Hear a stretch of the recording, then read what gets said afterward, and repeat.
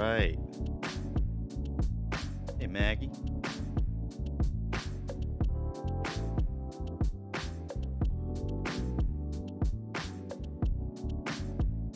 Cut it a little close tonight, getting everything set up. My OBS has been spooking me a little bit. It's been, and I'm dropping a couple frames, but I think we're okay.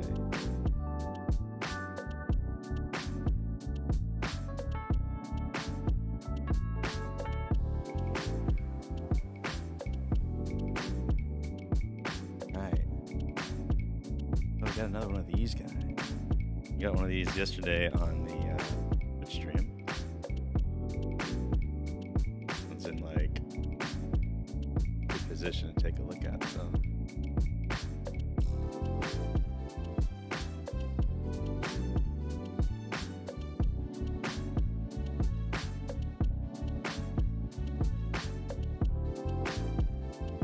So this guy's got. This is actually, no, this isn't quite what I was thinking of. This is interesting. It's got like striations on its little pellicle.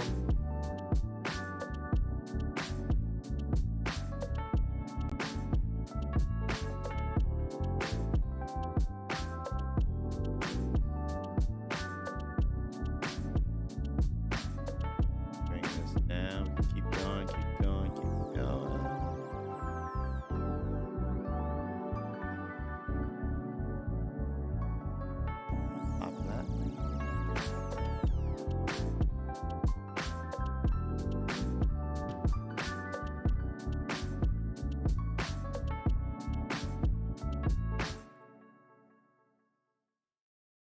Hey, Mike G, Constellation Shots, howdy.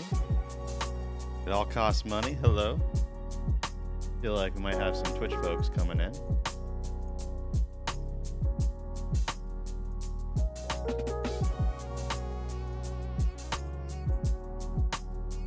We're taking a look at this little ciliate here.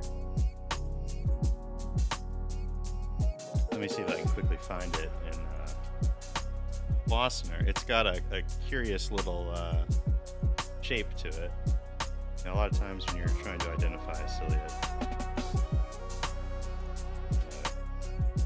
feel happy if it's got an interesting shape. Trying to identify vaguely oval ciliates is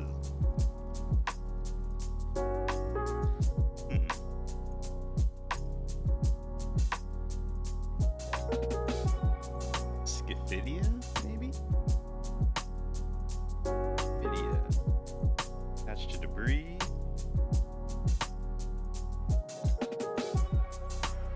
Okay, yeah, so it's kind of makes sense. And I can see some striations on the Scaphidia as well. Would fit with this. There's a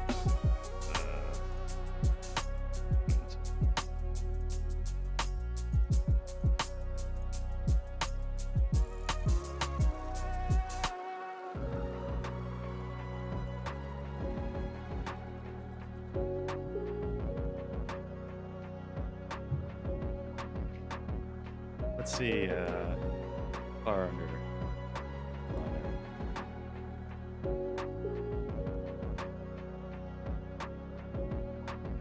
If we can.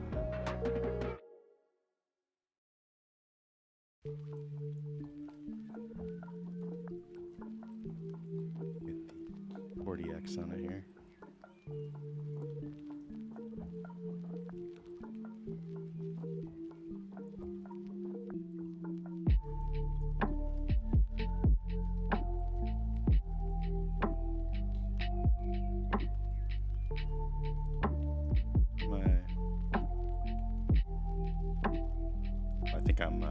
I think I'm squishing the slide with the 40x actually. Yeah, okay. Now we'll go back to the 20x.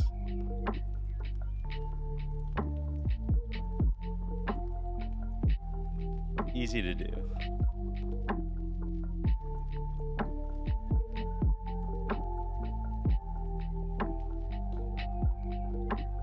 That's a cool little ciliate though. So this is actually from a stream in Pacifica, California. Pacifica is a coastal town south San Francisco, and it's one of the most beautiful places in the San Francisco Bay Area, frankly.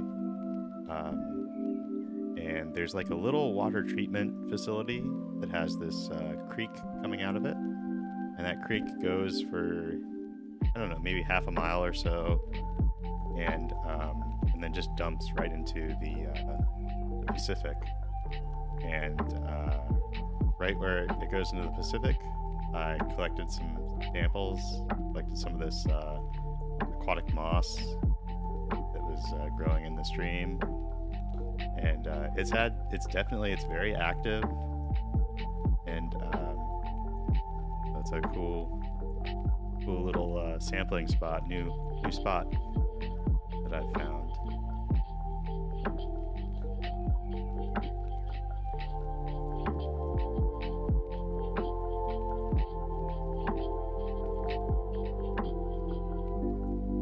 There we go. Coming by.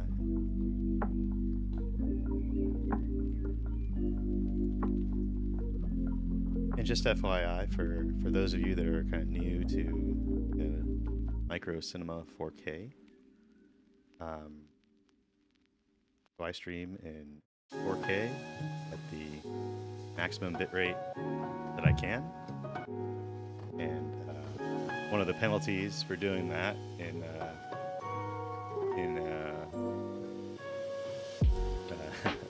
YouTube Live is that you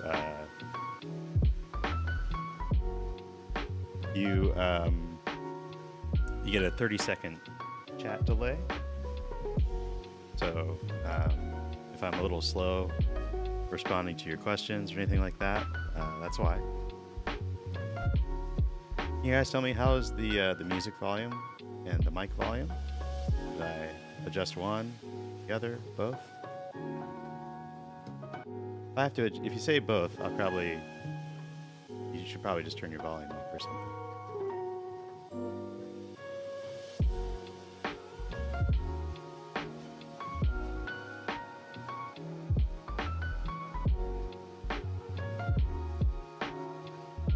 Now we got a little closterium here.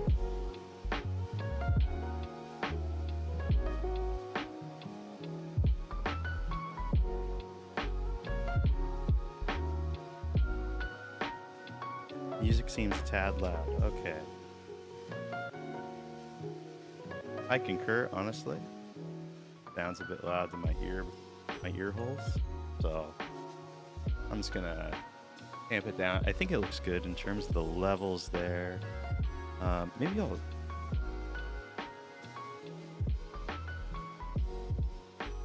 Okay. Yeah, let's try this. See how this works. I appreciate the feedback. Yeah, here's just a lovely little closterium. And you can see, I think we had some closterium on the stream yesterday. And you can see this is a different species. And it's got these like really wide, like long end. I guess, I don't know if they're vacuoles or what. But you can see the little heavy metal crystals just bobbling around. That's allegedly due to Brownian motion. They move like that. I kind of wonder if maybe there isn't some kind of cytoplasm flow too.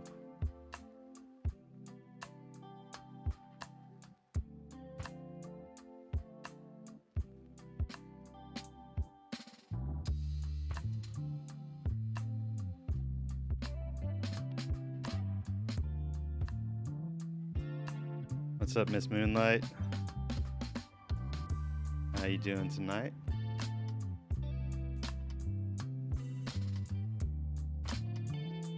You missed a pop-in stream yesterday. We did a impromptu Twitch stream, and we got raided by someone. I don't even know if I've I know that person. I don't even remember their name.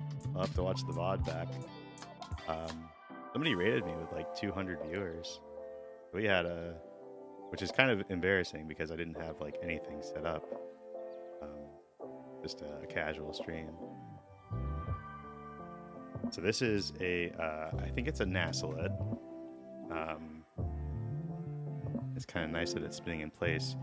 You guys might see sort of near the front of it, midway through the body, there are these kind of striations. There's a little like there's a little feature there.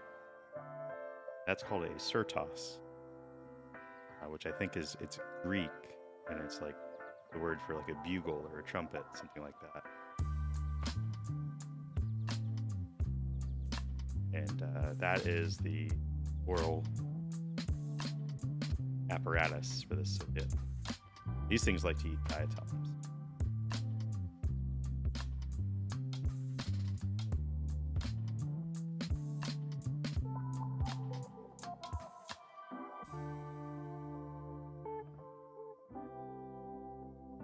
We got a nice thick slide today, which means it's harder to track things, but also it's fun to watch. Fun to watch these critters swim up and down and all around. You know, often when you prepare a slide and you're like really focused on trying to get it like as thin as possible so that you can use your best objectives, you kind of restrict how the microbes can behave. You get a nice thick slide like this. Get a more kind of realistic vision of how these critters go about their business, in my opinion.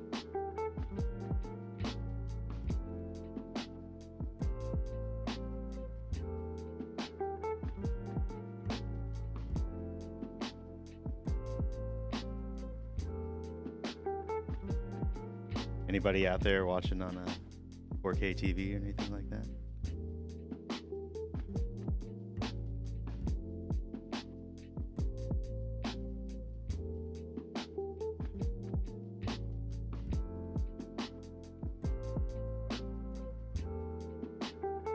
Oof. We've got some serious bacteria action going on here.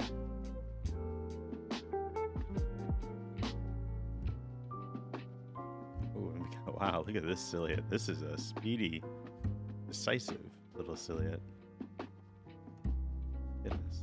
Wow, I can't even get a good look at him. Oh, there's a nice diatom. Ah, I can get a good look at that diatom.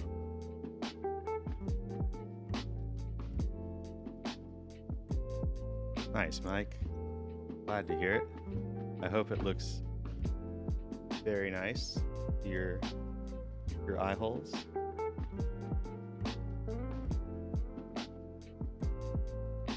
Put a lot of work into making this all happen.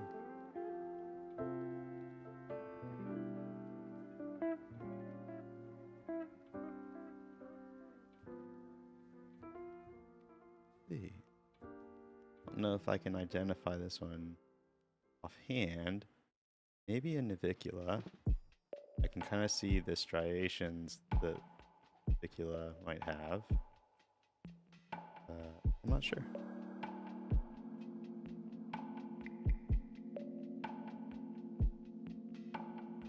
Excellent. Fantastic is the goal. MicroCinema 4K. It's always a challenge. A lot of knobs to turn. Sometimes it takes me a while to get things dialed in, but I think we're doing okay so far.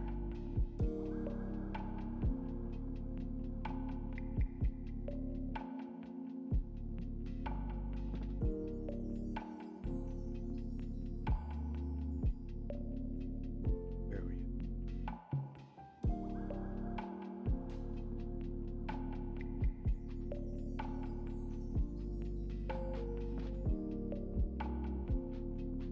I wonder, am I still...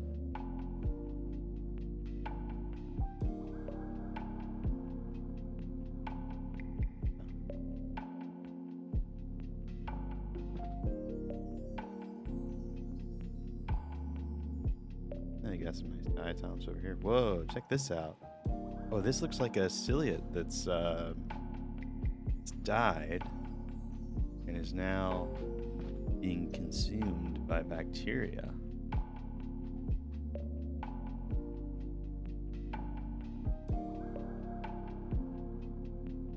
Yeah, look at that. It, like, cast off all its cilia. And you can see some like mineral inclusions.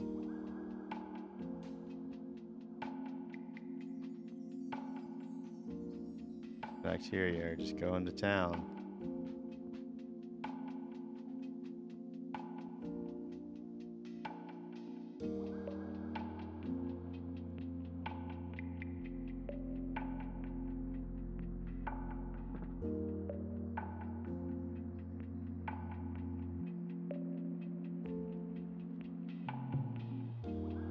Nice big old diatoms here.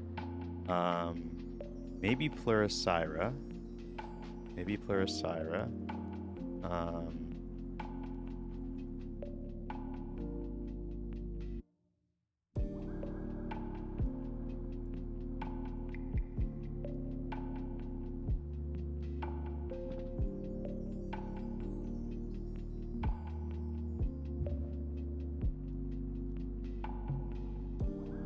Yeah, it is kind of interesting that it hasn't like popped yet. Hey, what's up, Hard Metapod? Good to see you. Now, this sample is from a stream in Pacifica. It's oh, there we go. It's a basically like a water treatment stream that lets out into the Pacific Ocean. And I was kind of expecting, when I collected it, I thought maybe it would be like kind of brackish water. And, but I measured the salinity when I got home. I have a hydrometer, and it was absolute zero as far as salinity goes. Hey, look at this.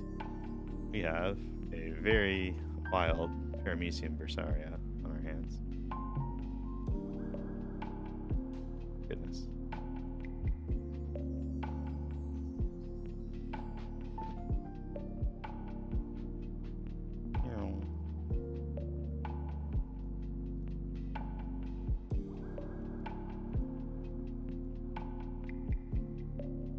Wow.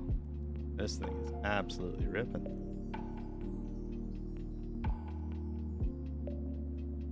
Paramecium bursaria, kind of famously green. See if we get lucky. Where are you at?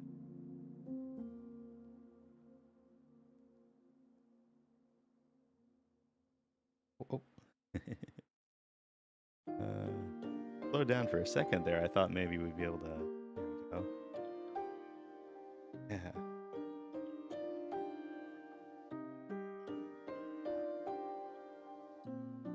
Oh, throwing the jukes. Throwing the jukes. I'm so out of practice on this. I need to get better.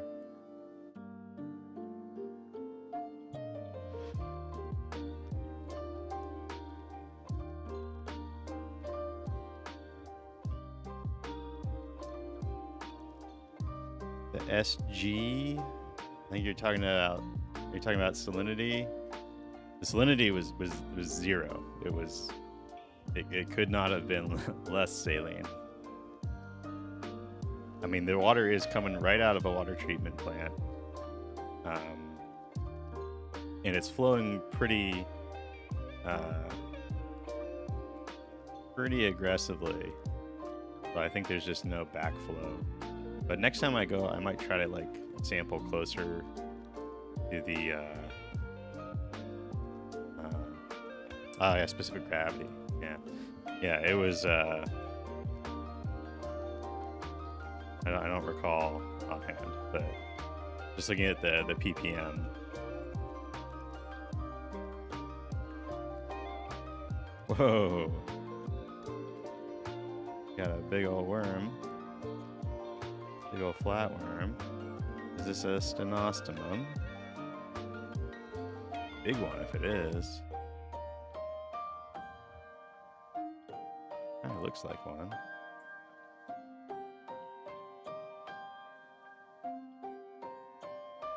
Check my curler. Yeah.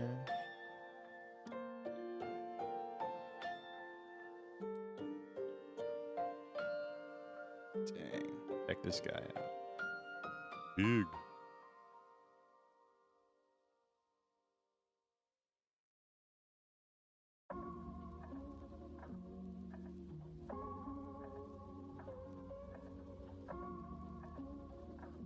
Kind of nice having the algae here. I think this is moss. I believe this is classified as moss, and that kind of blocks in the microbes a little bit, makes it easier to predict where they're going to go.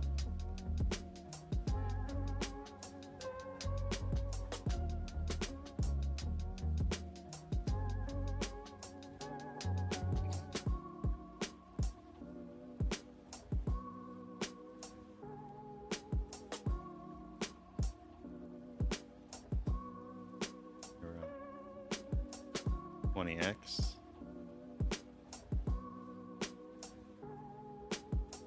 Does seem to have kind of a mouth, kind of set back a little bit, sort of like stenostomum does, but it's definitely bigger and less distinct than the ones that I'm familiar with.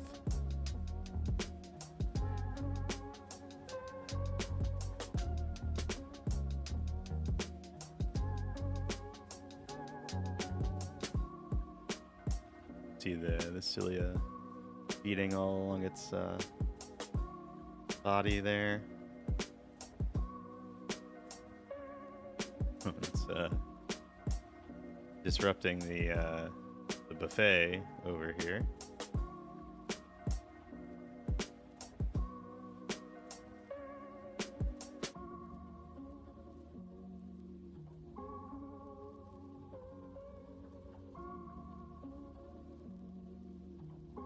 Oh, we got a rotifer. Uh-oh.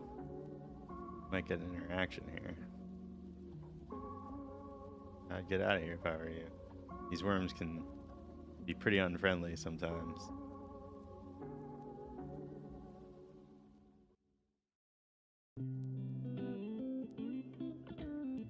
Trying to figure out if this thing has a butt. Doesn't look like it to me, which is a clue in and of itself. It's like stenostomum, and it kind of, I don't know, it's hard to say. There's maybe a little channel that goes all the way through, but I don't see like a portal. Really thin if there's one.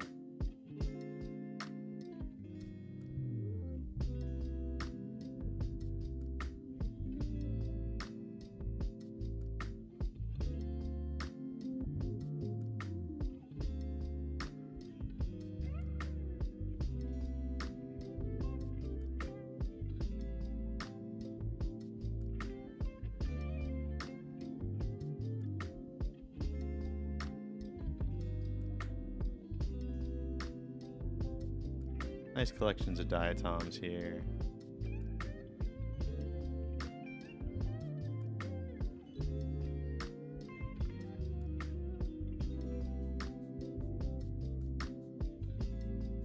Something swimming around fast.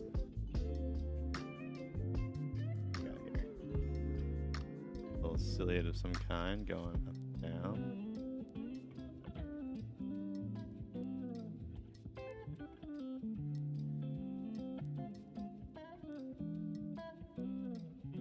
Kind of dragging something.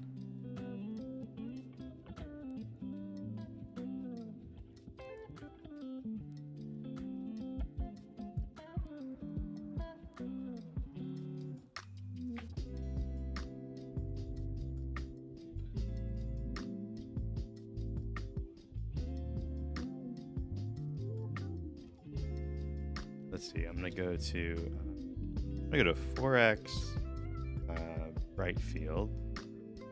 Let me knock that down a bit. Need to put E filter on.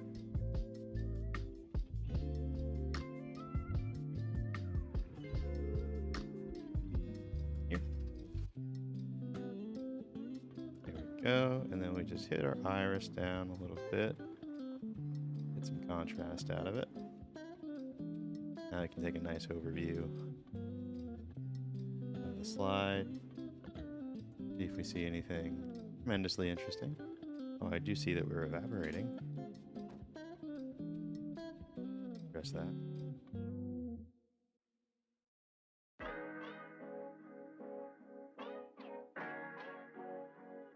Okay. Got a little silhouette running around here. Another one.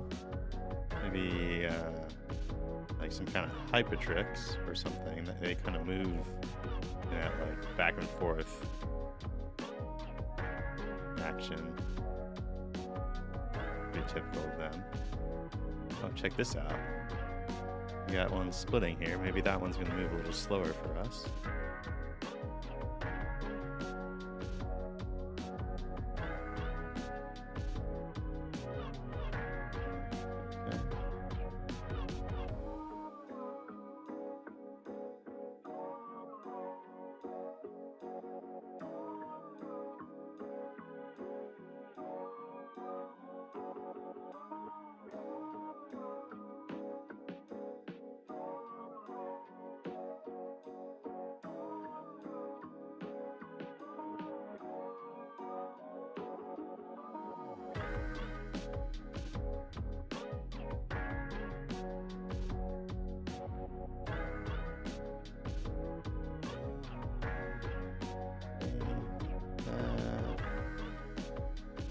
It's kind of haggard looking, but I do believe I'm right on the hypertrick part, because it's got kind of the little like hypertrick mustache.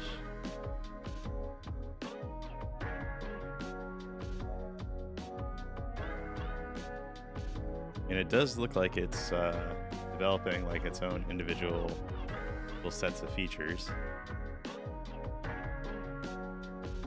Each piece.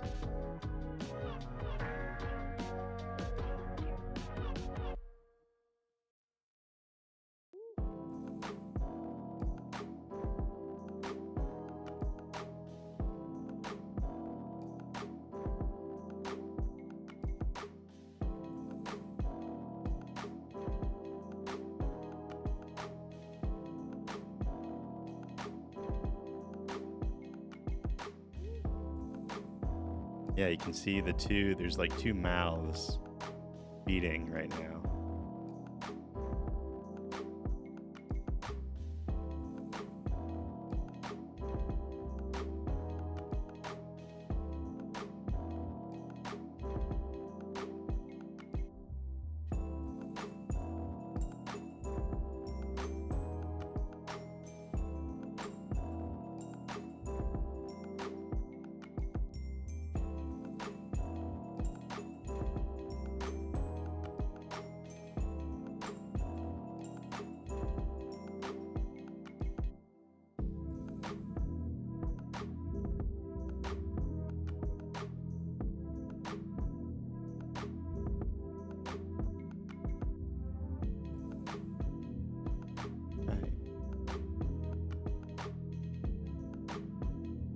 Got some Vorticella over here, hanging off the edge of the cover slip.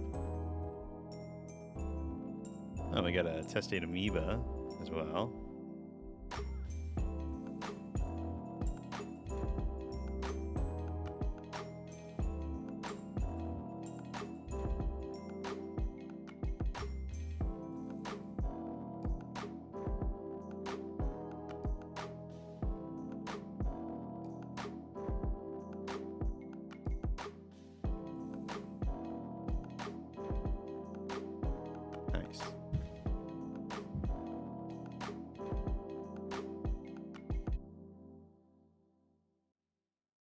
the little the little tendril part that's retracting into a coil and then expanding again. That's called a spasmoneme. A fun little name.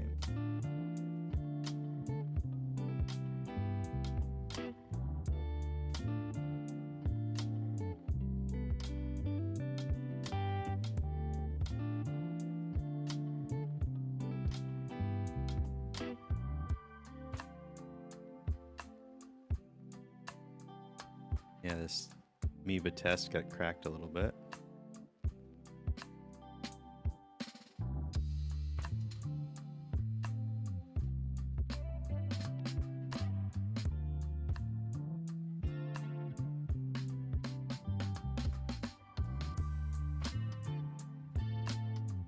Whoa, we've got a, this is like a biofilm bacteria. So this is like, there's like a mucilage connecting these things together that we can't quite see.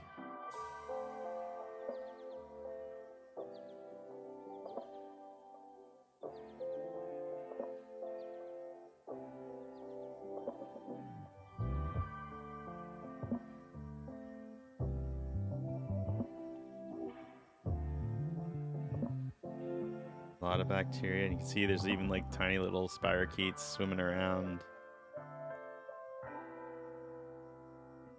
You'll be able to get the 40x on this one.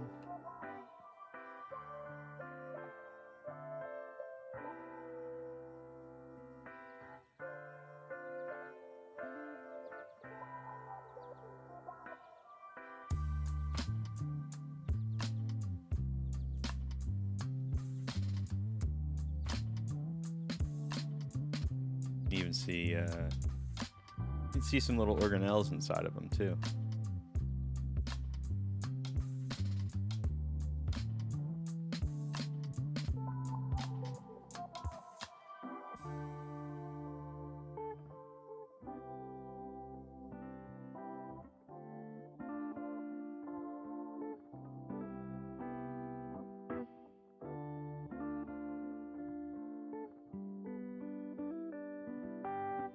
Whoa, look at that little spirochete. It's crazy that this, with this lens, this numerical aperture of 0.95, the tiny little like fraction of a micron, when those spirochetes swim up or down, they can just disappear.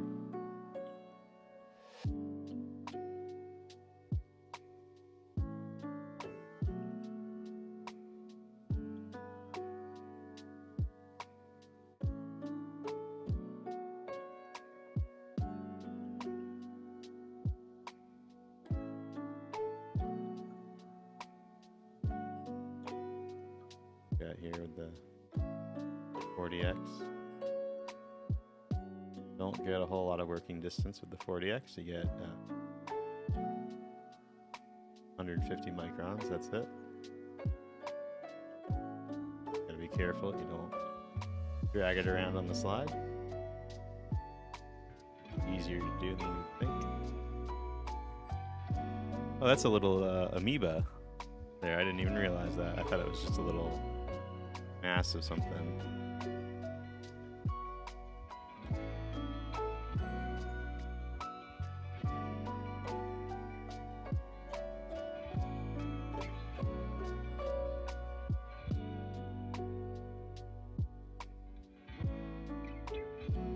Little amoeba caught in the web of bacteria here.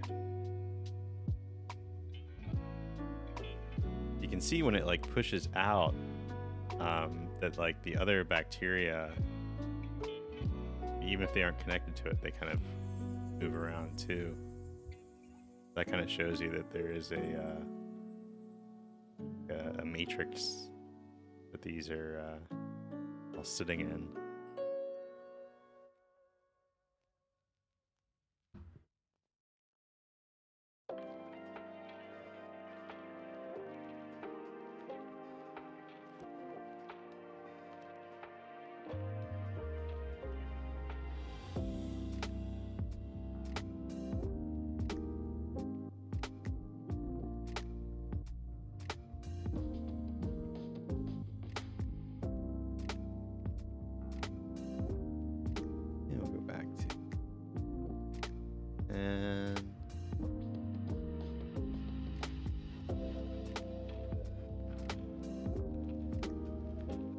Oh, I was wondering what the motion was.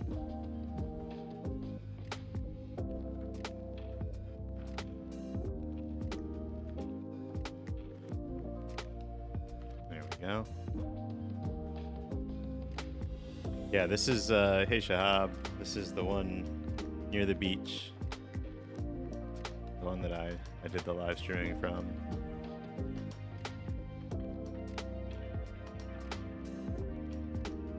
So it's not, I measured the salinity, and it is got basically no salt in it. It is fully fresh water.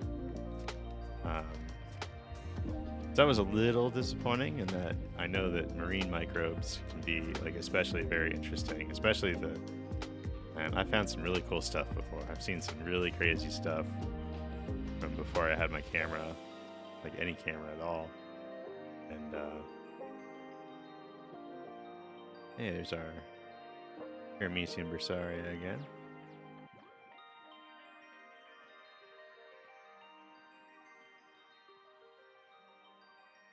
What are you? You are a little hypotrick, and you're going to be very difficult to follow. Posterium.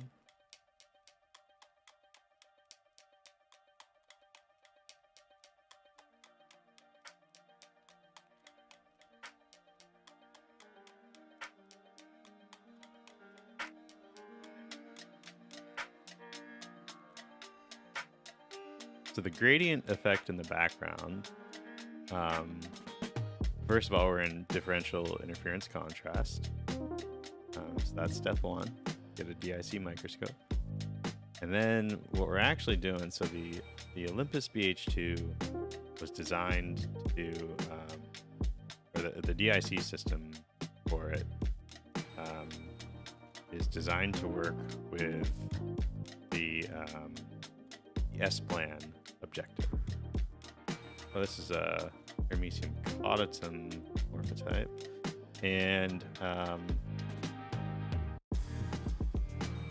we use S-plan apo objectives, and for the 10x, that leads to a pretty strong gradient effect. In fact, there's a gradient effect in like pretty much every one, since I'm using all apochromatic objectives here.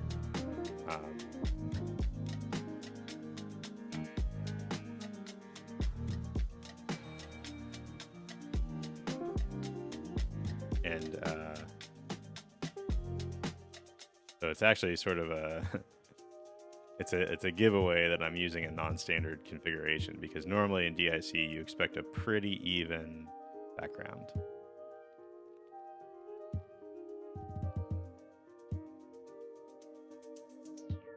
Back? Yeah. We'll just wait. Sometimes these things will just come back. Yeah. It looks like it's potentially chowing down on this bacteria.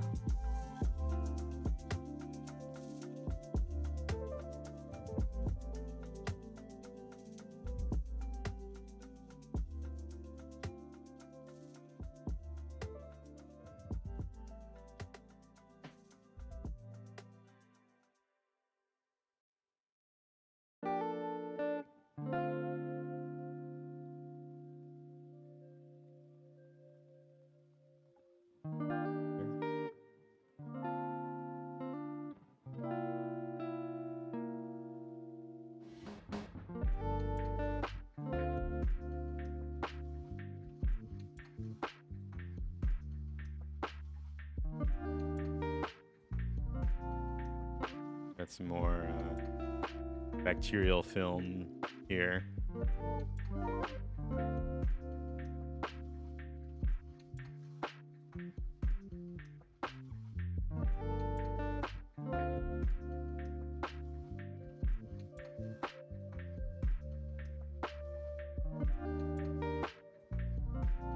A little clothing fiber.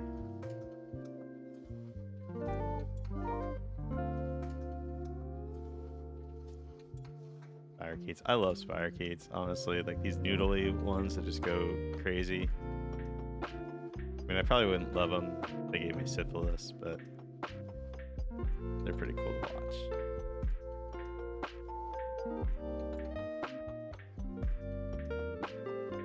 Let's go back into the heart of the slide here. See what's going on.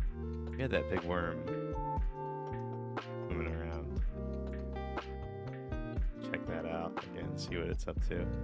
What I got here. Oh, this is our little annelid friend again.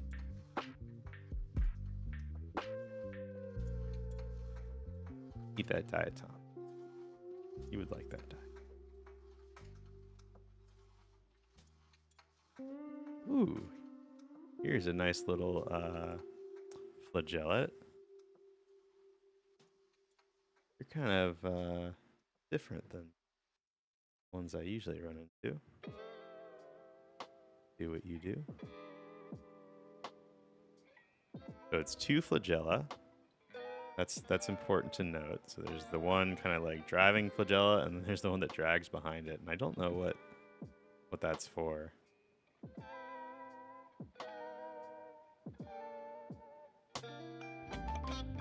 But I believe it's a euglenoid of some kind. Got some cyanobacteria there.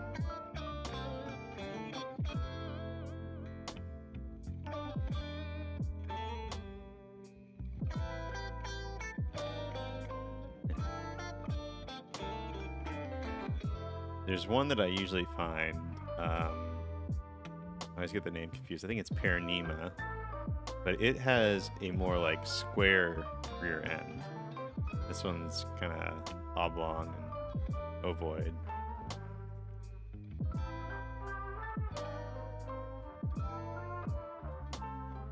Let's see if we can crack open our book real quick and find it.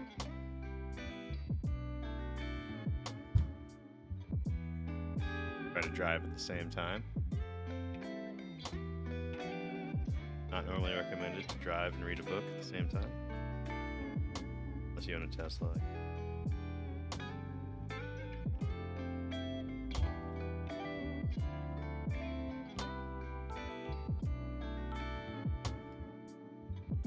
Where is...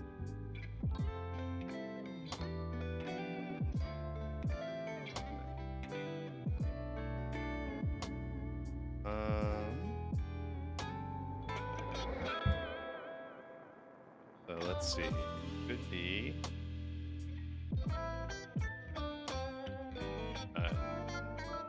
anisonema or heteronema. That's what we're gonna go with. Anisonema or heteronema.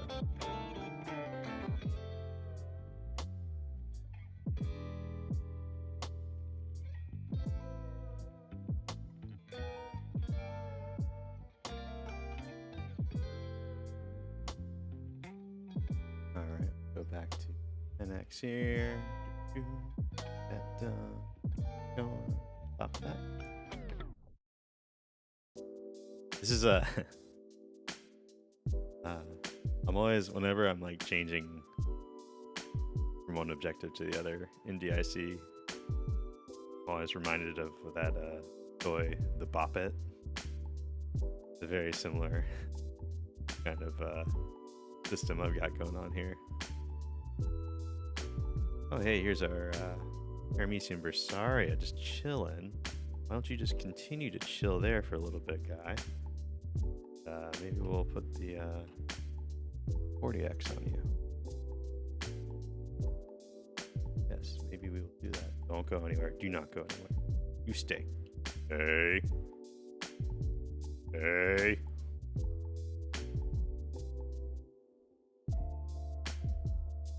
Wow. Paramecium bursaria.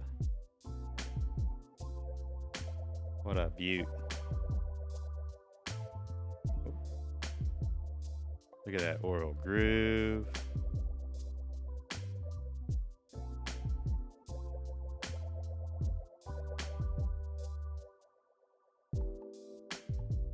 the cilia and the endosymbiotic algae.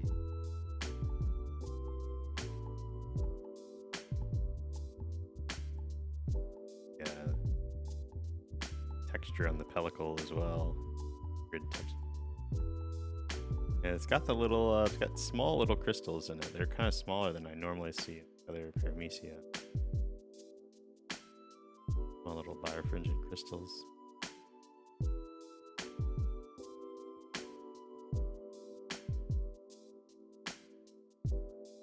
Yeah, so if you look closely, you can see the striations in the pellicle. All the cilia are lined up. Cilia. I love watching cilia just like walk cover slip.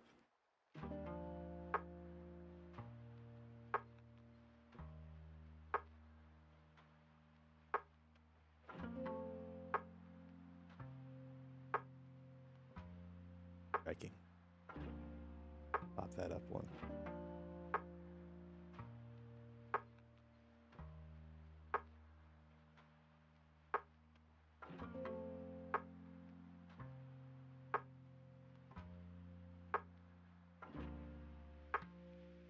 I'm like not able to go any deeper. This must be a pretty big paramecium here.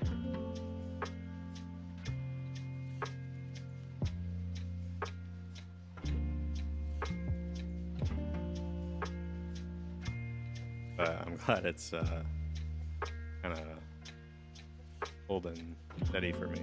Whoa, look at that. You can see like stuff morphing around inside of it. Whoa. I'll move.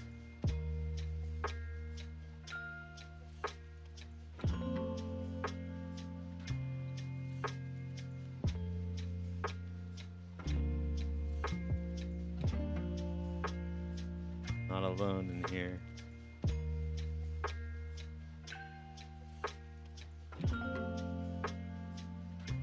Like the bokeh from the little crystal inclusions. It's nice.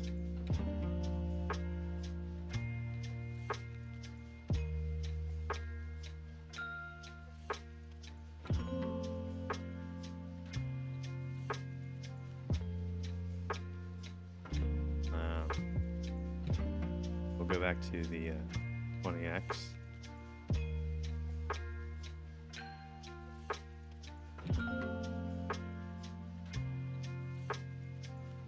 Oh, actually, you know, while we're here, why don't we go to, we'll go this. And we'll do, see what this looks like in phase contrast. Since we're here.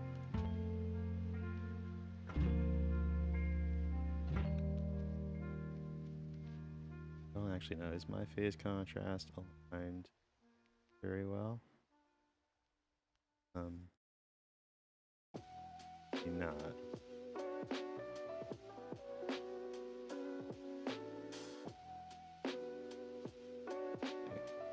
Get this better aligned. There we go.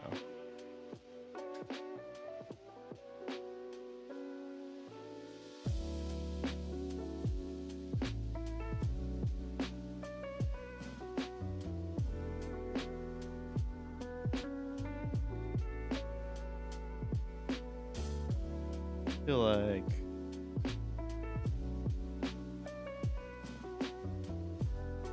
not necessarily getting the performance I'm expecting. Oh, I'm a big dummy. There we go. Classic Jason. Forgot to take out the DIC slider.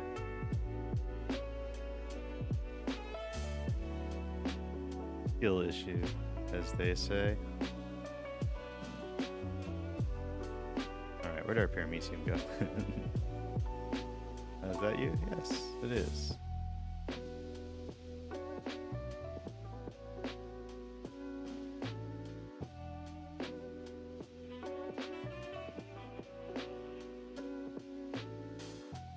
This is a 20X B-Plan Apo UV phase objective.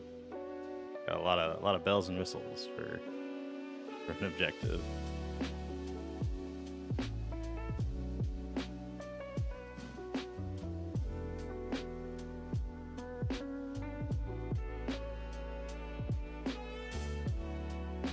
And while we're here, why don't we just go ahead and back to 20x, and we'll try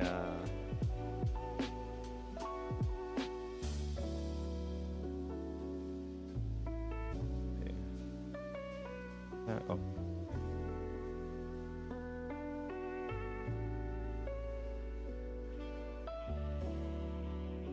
Let's see, go right here perhaps.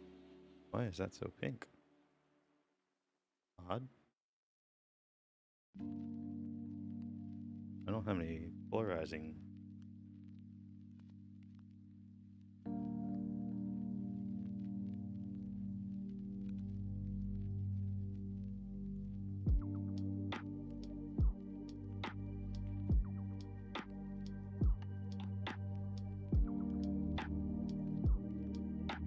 There we go. My condenser just really low.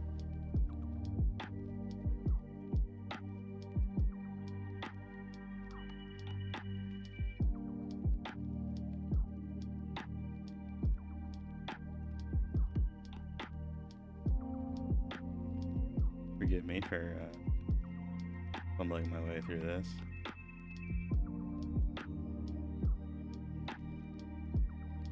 There we go.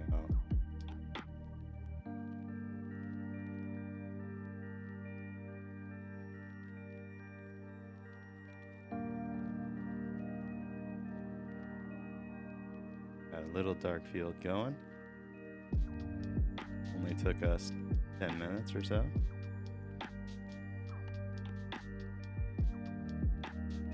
Is you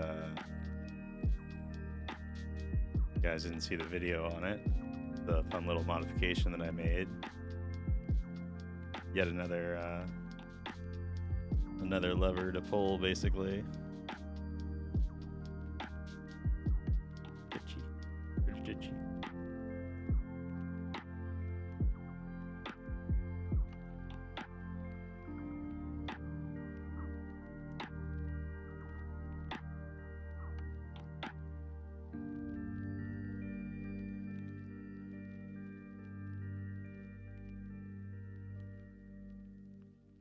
So different. Dark field sometimes.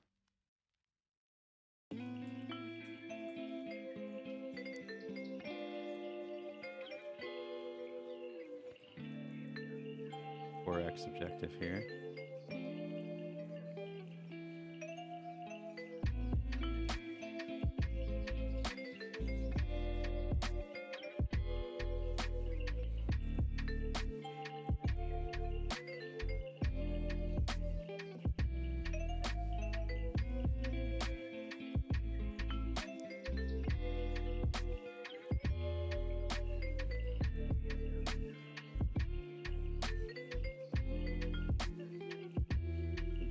Faces.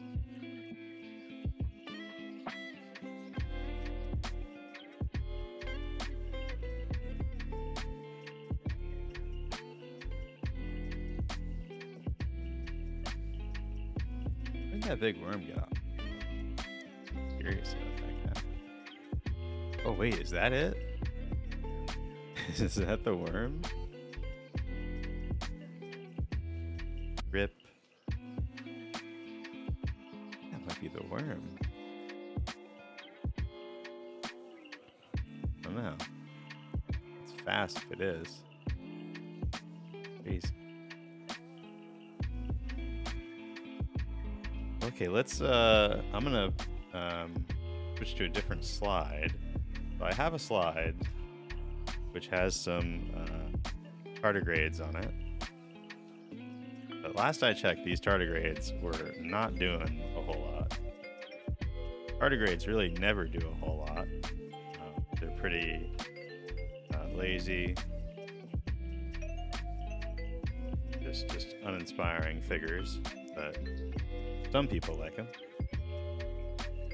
So, you know, We try to make people happy here at Diatoms.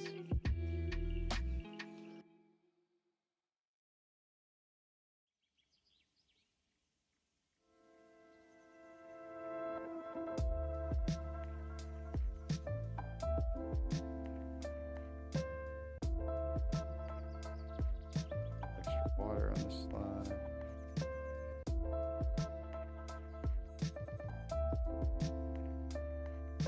Okay. Let's see what we got. I know there's other stuff on here besides tardigrades.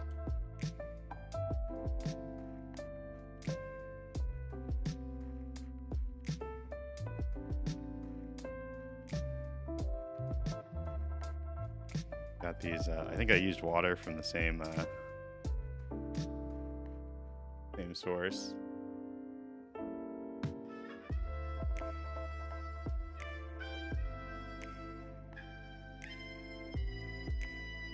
Where are the tardigrades at?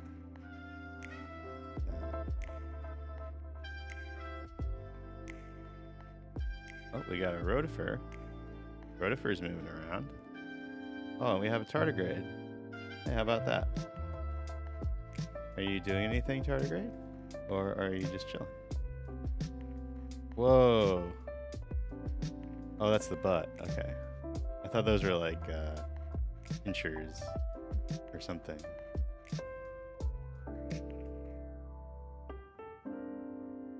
Seems like this tardigrade is just chilling.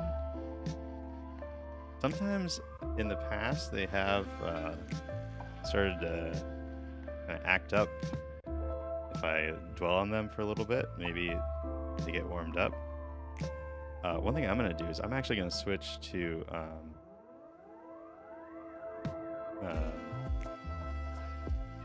phase, or not phase, polarized dark field. We'll see how that plays.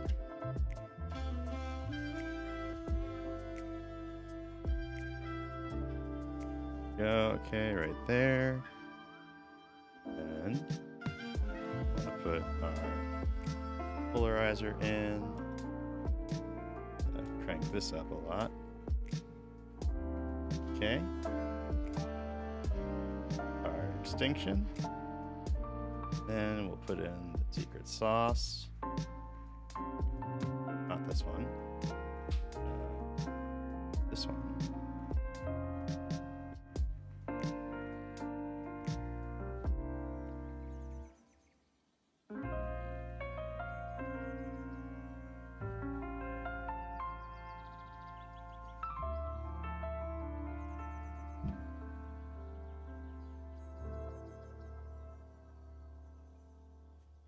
I'm going to try different filter.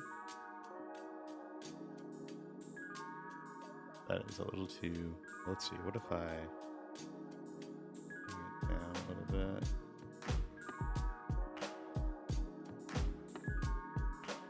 Still prefer this one, I think. Let's see, how does this one look?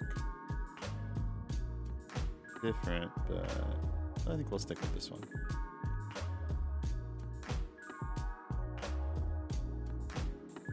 I see it vaguely twitching. Tardigrades. Honestly, not worth the trouble. There's another one. Also just chilling.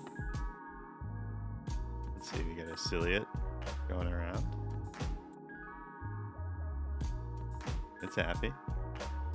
We should have a lot of tardigrades on here, so even if we just get one, could be interesting. There's another one, not doing anything. There's an ostracod. Ostracods always show up real bright in polarized light. Their shells are very birefringent.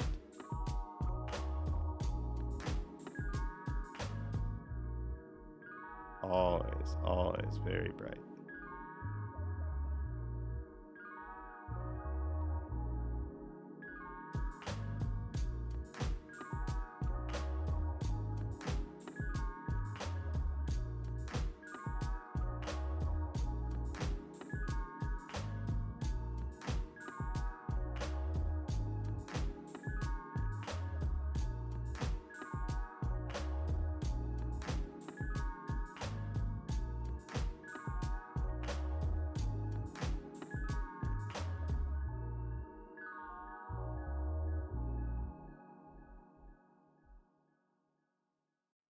Hello, buddy.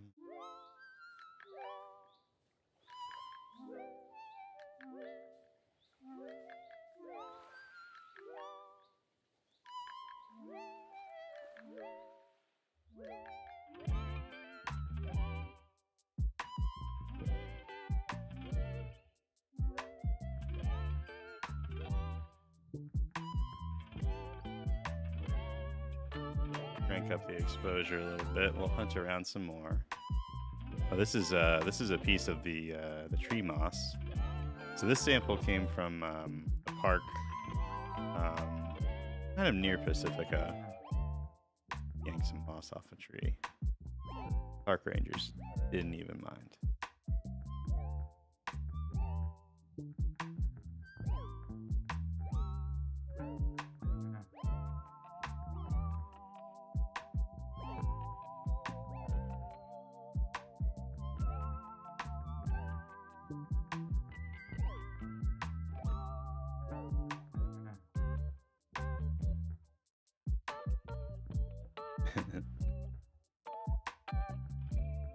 This one's 4K.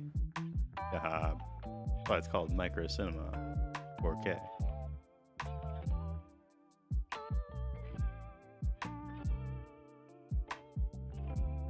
Oh, look, another tardigrade not doing anything. Wow. Wow, what a cool animal. Certainly deserving of all the attention that it gets in the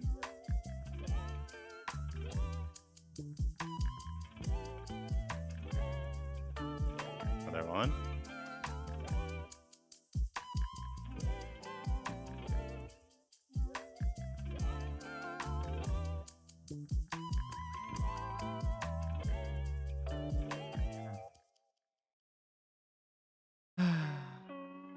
So I think next time what I'm gonna do is I'm gonna have some water aerating. My best guess is that these guys are just kind of like oxygen starved, and so they're just chilling out. Okay, so if we put in this and take this off, and we take that off, and we put this in.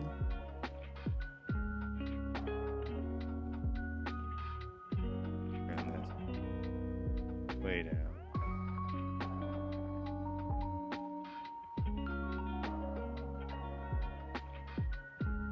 This is I got an official polarization slider for my BH2. It's got the little the wave plate, but you know I can't like actually twiddle that wave plate at all, which is kind of annoying.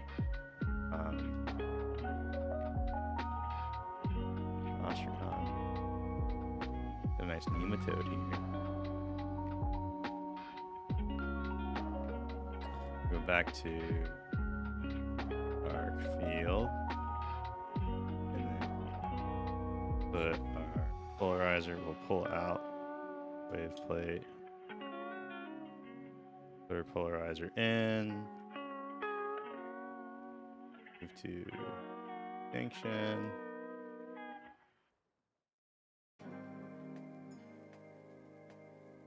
Not you.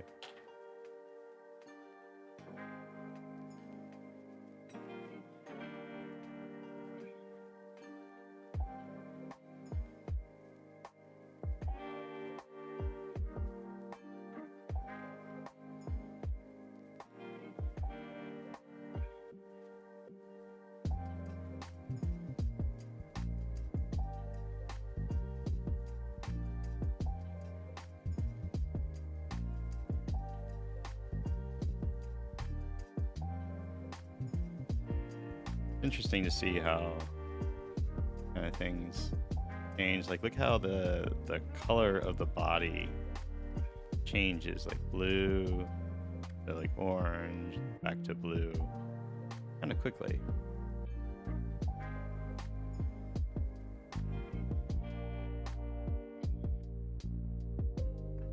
Ostrich. So bright.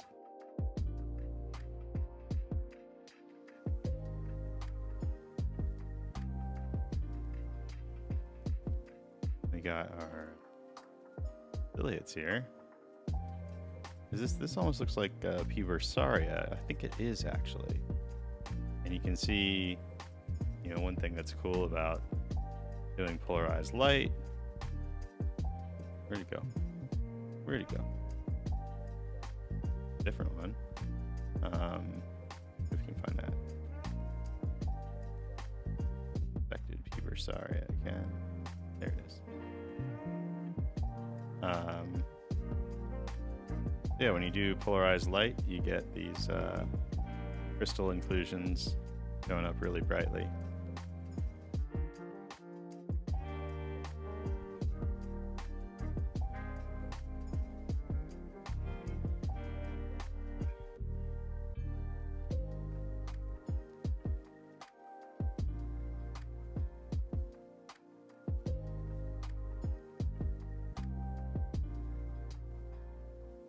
Just a little bit of color.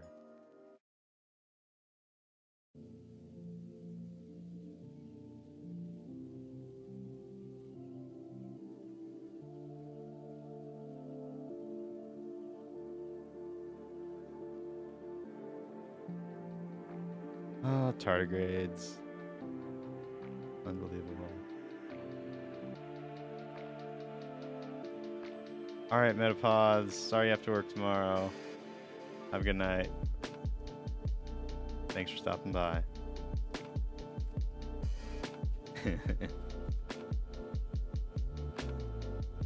They will call it. Ooh, there's a stenostomum. Hey, look at you. Oh, a stenostomum actually looks kind of lit in polarized light. Ooh.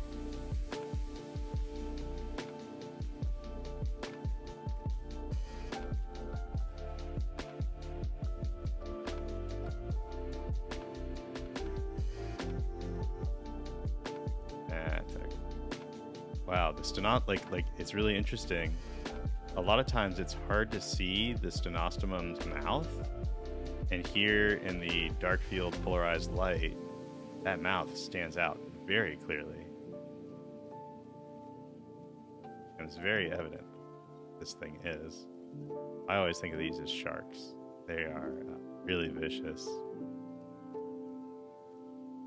They they'll strike any kind of little critter. Seen them eat rotifers, which is always a little alarming, not gonna lie.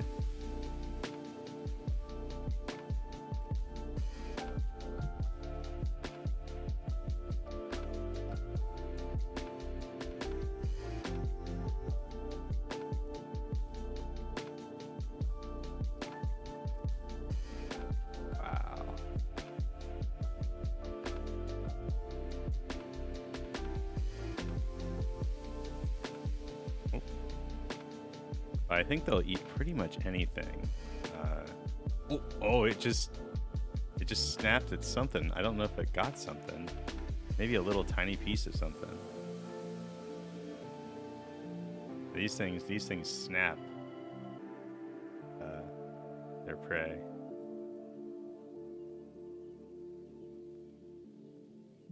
Wow, stenostomum is so cool in polarized light.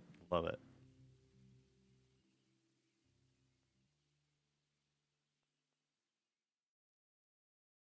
That mouth can get very wide very fast.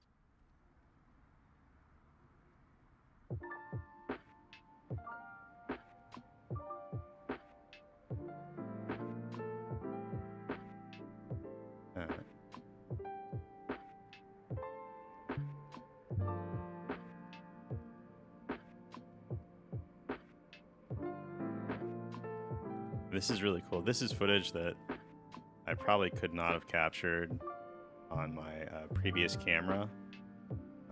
The ISO right now. Oh, is it gonna poop out of its mouth? The ISO is set to 32,000. It's pretty darn high on the FX3. which means we are pumping a good amount of light.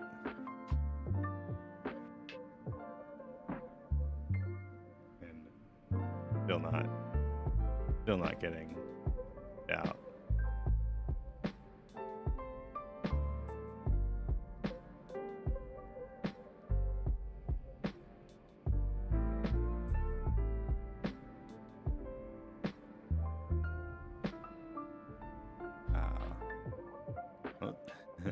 That's probably a little too big.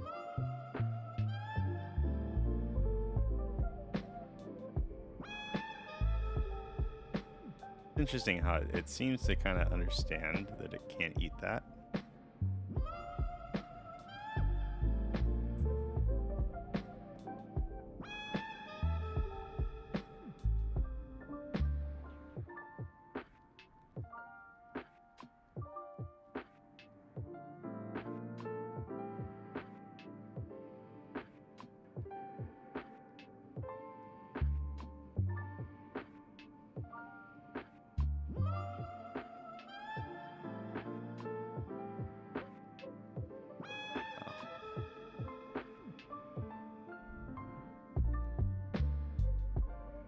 Oh, did you guys see it?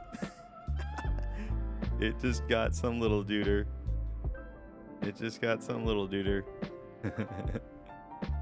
Sorry, I kind of freaked out. I didn't get a great shot of that, but it snapped something up.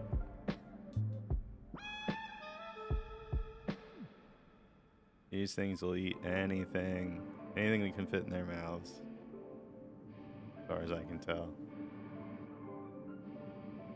Oh, there goes that guy. Danger. No, not the gastritrick. Not the gastritrick.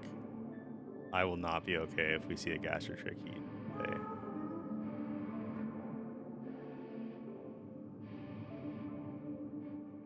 Where'd it go? There it is. Look at the little gastritrick. What a cute little guy.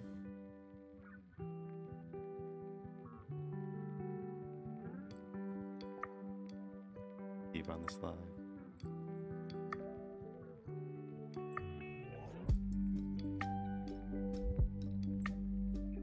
Oh, look at the spines. Whoa. Gastritrick spines have a nice level of birefringence. That's so cool. Oh, I gotta do this more often. I want to see some more gastritricks. This is a pretty small gastritrick. I want to see some bigger gastritricks. Oh. Is that a different stenostoma? Do not eat my gastritrick friend.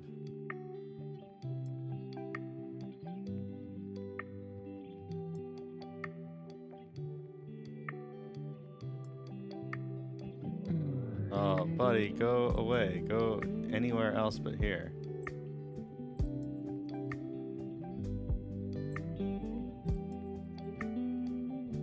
We'll go back to dark field. Turn this down a scoosh. Take that polarizer out.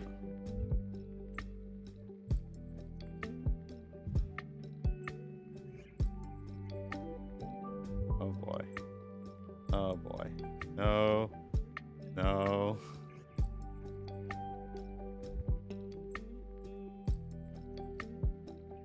There you go, little guys. Swim away. Swim to better lands.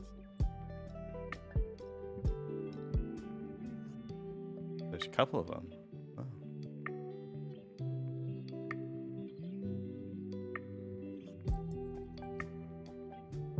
Oh.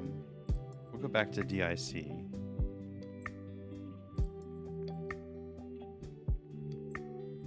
Let's see, we need to go to 10x position. Slam that in. Oh, that's fine.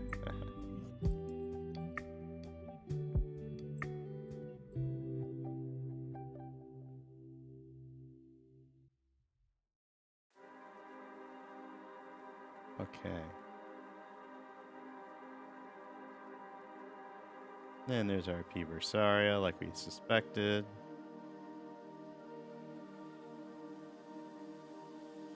Hypatrix. Like Vorticella kind of thingies. There's a rotifer. This is a rotifer that those stenostomum like to eat, for sure. A hearty meal.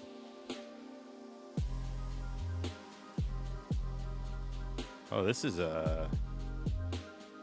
quite a little sessile here. I don't know if that's a Vorticella or something more rare.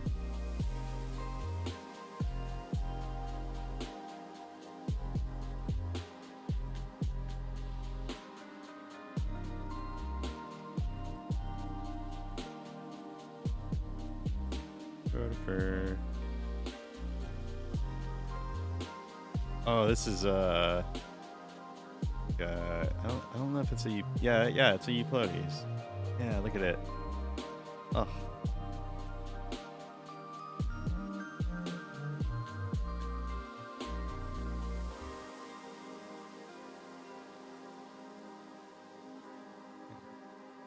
Keep forgetting I don't have this locked in. Change that real quick. Yeah.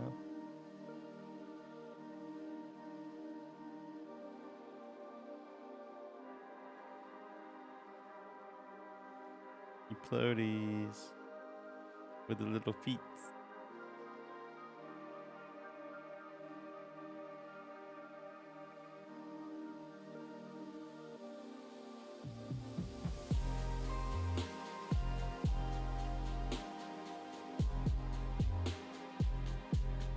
See if we can find, I'm sure our tardigrades are still up to nothing interesting whatsoever, but we can go check on them.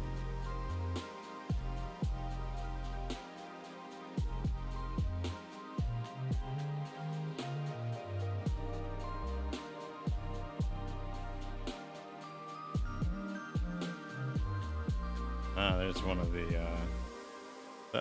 no, what is that? Worm. Is it a stenostomum? Kind of standing still. It kind of looks like one.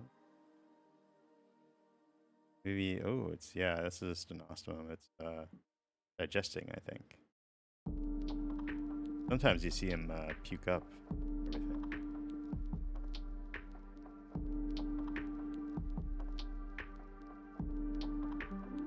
There's our little gastritric friend.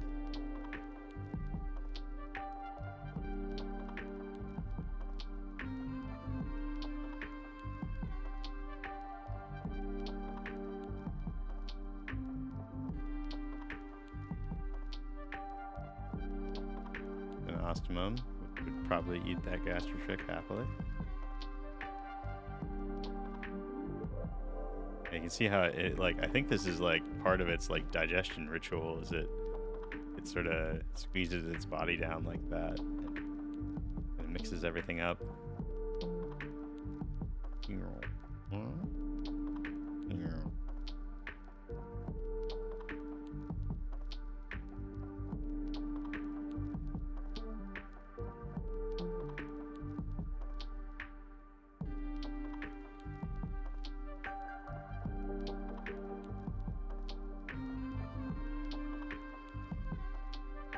Well, here's a much larger stenostomum here.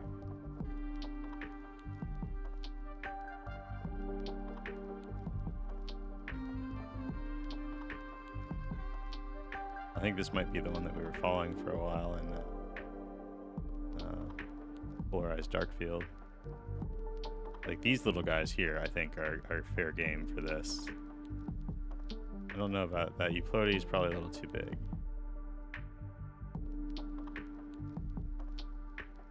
Oh, oh, oh. Oh, oh, oh, oh, oh.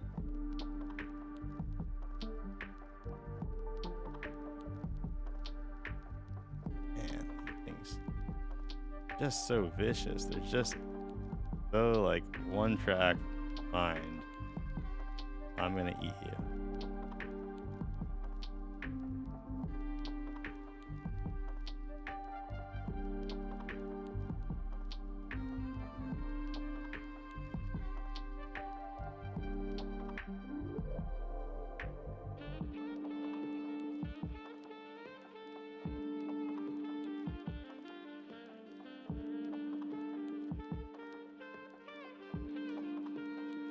Floaty. Lost your cod, buddy. Affiliate.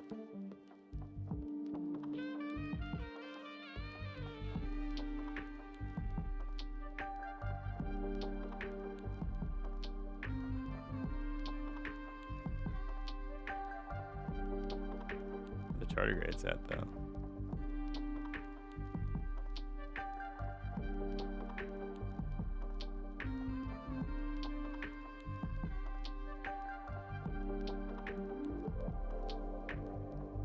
I want to see the tardigrade in DIC.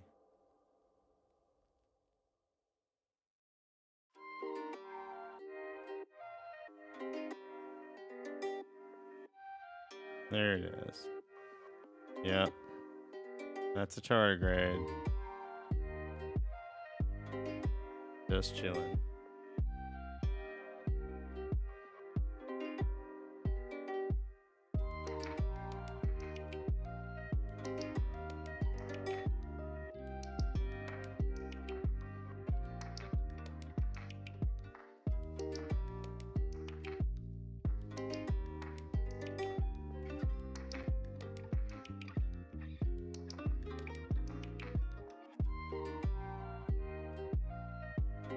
Our little hypertrick buddy. Those are different species. This one's got the 3 little spurs coming off the butt. Those are important for identification.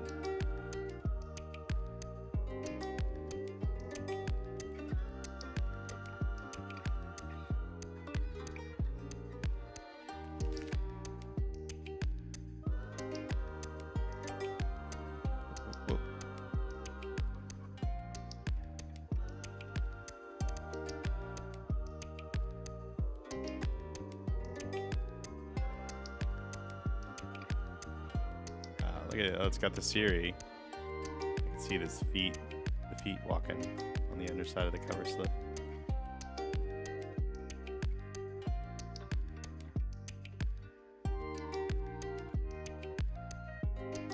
Whoa, look at this little guy. Oh, I've seen these before. Yeah, they have like the extra long cilia. Look at that. This might be a type of paramecium, maybe? Look at this shaggy boy. And like, look at what it's doing here. It's like super long cilia.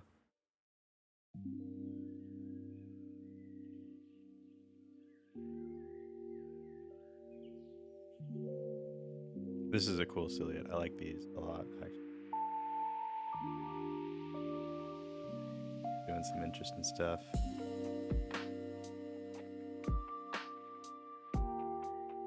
See if we can't get the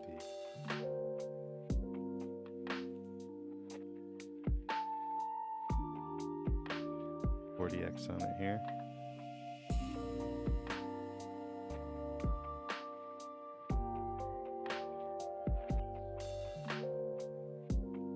Where'd you go? Oh, there it is. Touching the slide. Oh.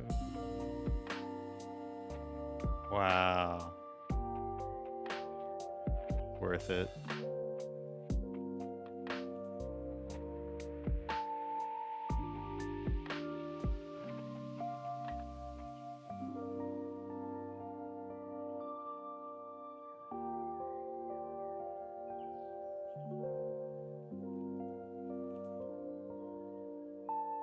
Look at what it does with its cilia. It's very interesting little behavior.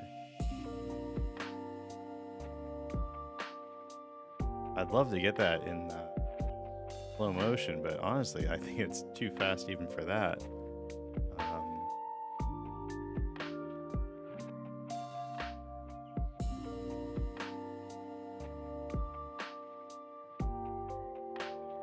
I can only do about 8x slow motion.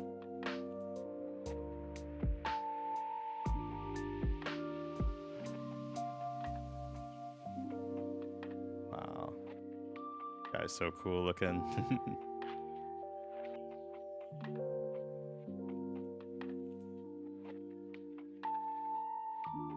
We'll take a shot in Wasner here. Weissner. Yeah. Still have not gotten a clear answer on how you say it.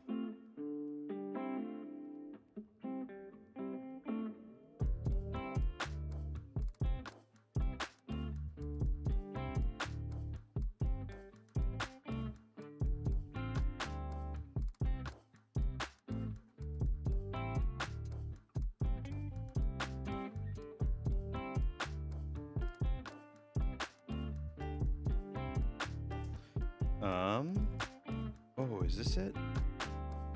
So it's a Scutigo ciliate.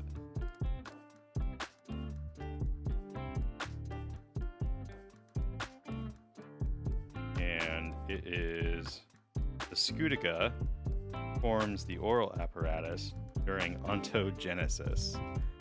I think that might be describing the crazy like apparatus that I'm seeing.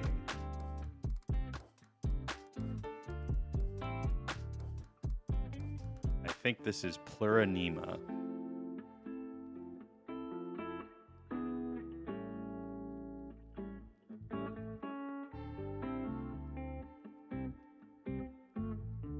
Or see?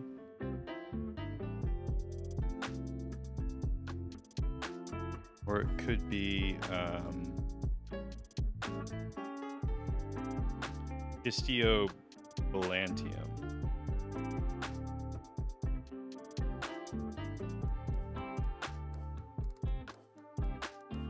Dang, that behavior, that is just too cool. Look at that.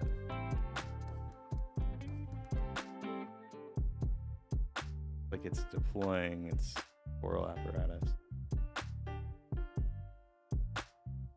It's moving so fast, whatever's going on there.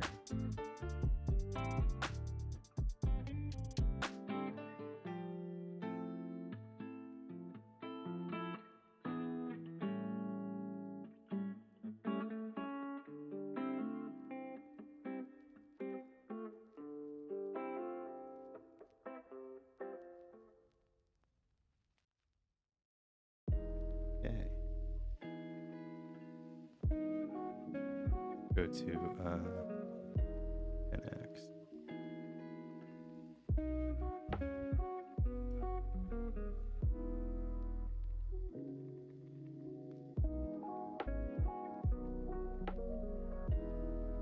Oh, there's a big dumb tardigrade that's not doing anything. Cool.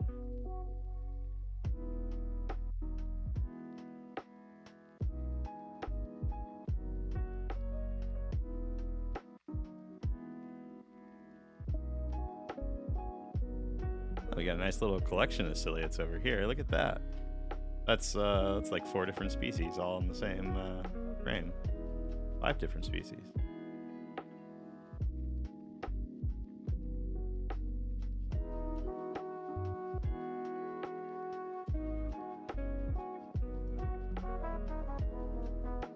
Paramecium versaria. Always a fun little find.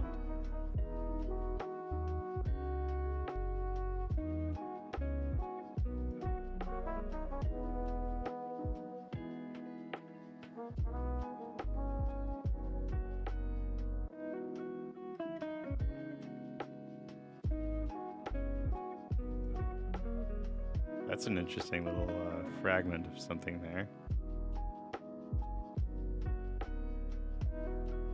Okay, this is what, like a heterotrick or a hypotrick?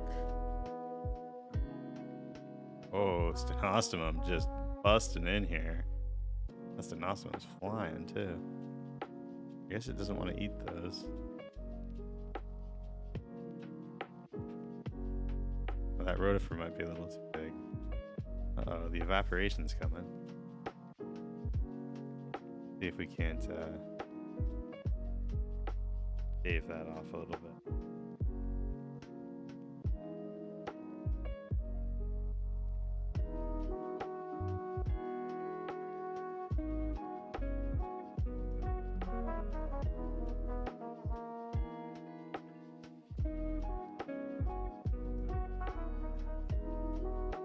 Oh, hey, Val. Good to see you in the live stream. Going well. We got some cool stuff tonight. Did some cool techniques.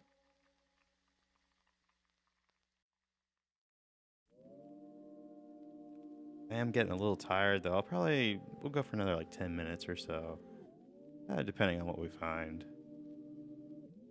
As always, if we find anything super interesting, we'll stick around for a while. I'm pretty happy with a few things. I'm happy with the quality that I got tonight. I feel like I'm getting good exposures on my shots, getting good effects with the DIC. Oh, what is that? Something dead. Sketchy.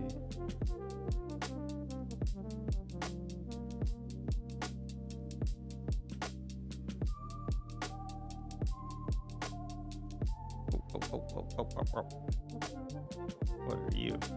You're a shaggy boy.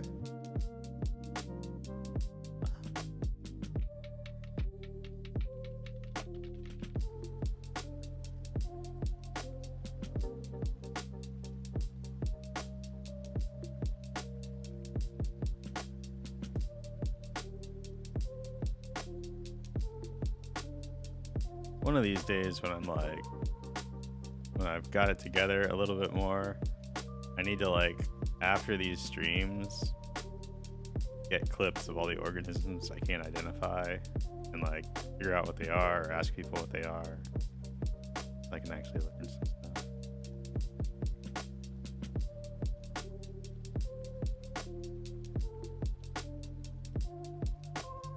Yeah, I have to credit Journey to the Microcosmos actually with getting me into microscopy as a proper hobby. I've always been interested, in the idea of microscopy and looking at pond water, looking at little things. I'd done it before, here and there. It was the Journey to the Microcosmos Kickstarter that got me the my first pretty nice microscope. And then from there, I was just like, oh, you know what? I want to go bigger.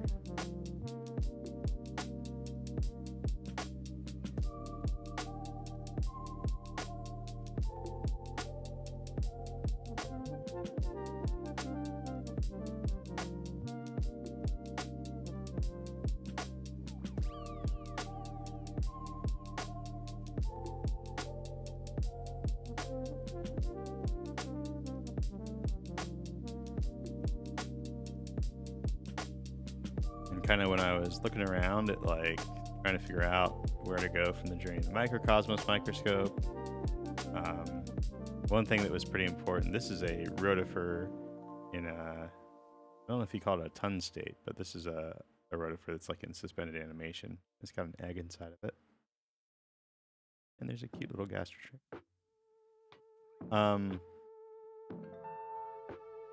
But yeah, when I was looking for other stuff, other microscopes, I don't remember how exactly, but I kind of stumbled across the Olympus BH2, and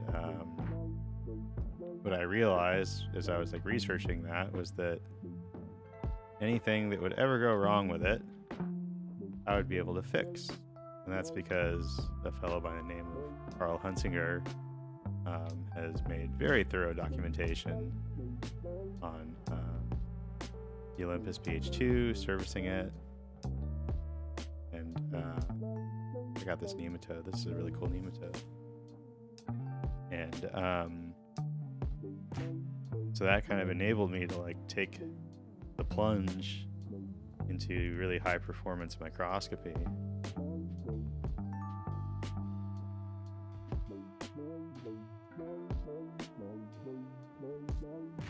Wow, check out those teeth. Nematodes have teeth?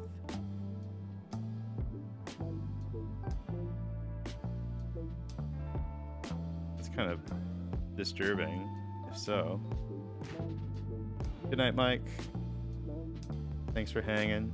Hope you enjoyed.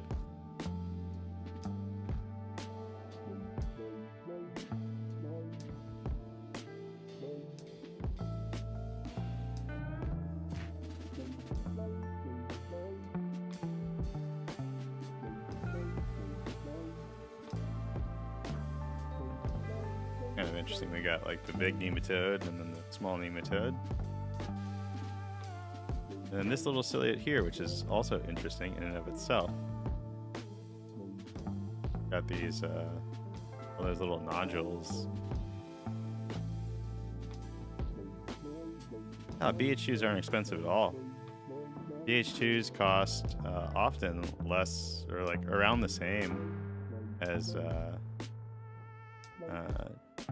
an amateur grade microscope, like an Amscope or something.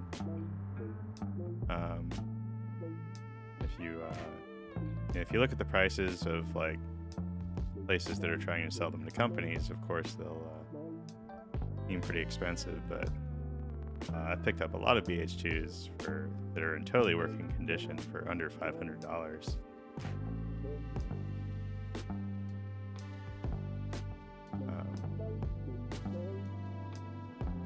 The BH2 is an accessible piece of equipment.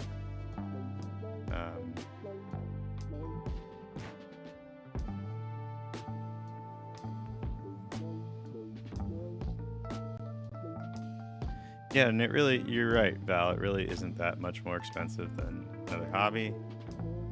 It just feels weird to like spend on microscope stuff.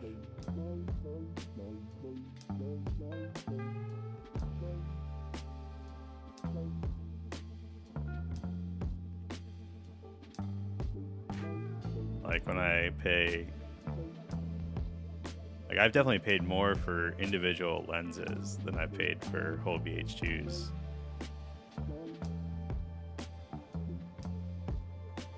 I paid a good amount for my 60X 1.4. Ooh, hey, check this out. This is a testate amoeba and it is on the prowl. Look at that.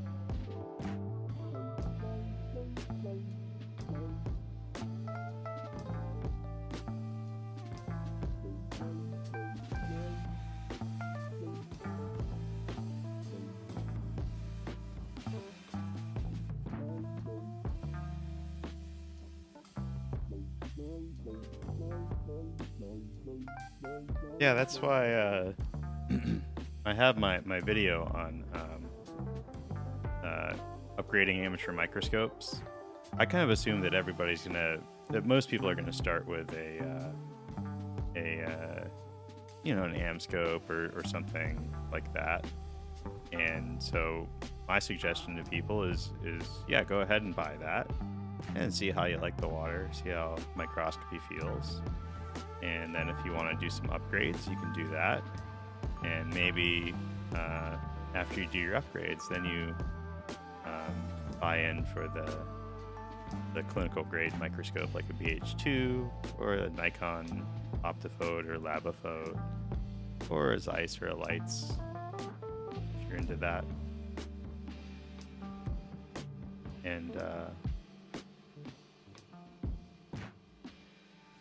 And so I kind of have like a roadmap planned out for people that are just starting out in the hobby. That I think it's really important. I feel like one reason that people maybe don't stay in microscopy, they buy a microscope and then kind of use it for a while and then they stop using it. I think a lot of people don't understand that there is a path forward, in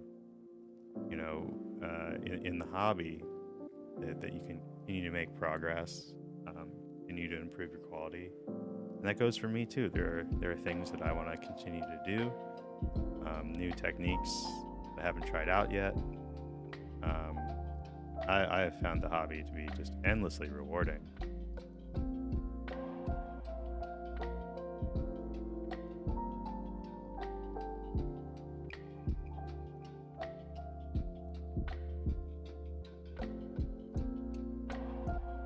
These are always tough to really get a good image of. They're very, very tall.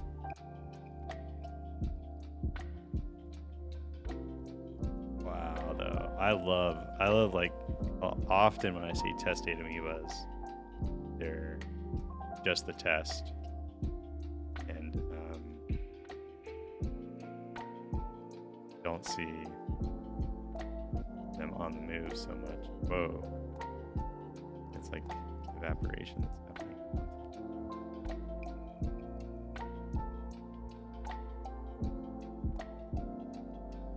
Do I prefer halogen or LED lights for microscopes? That's a good question.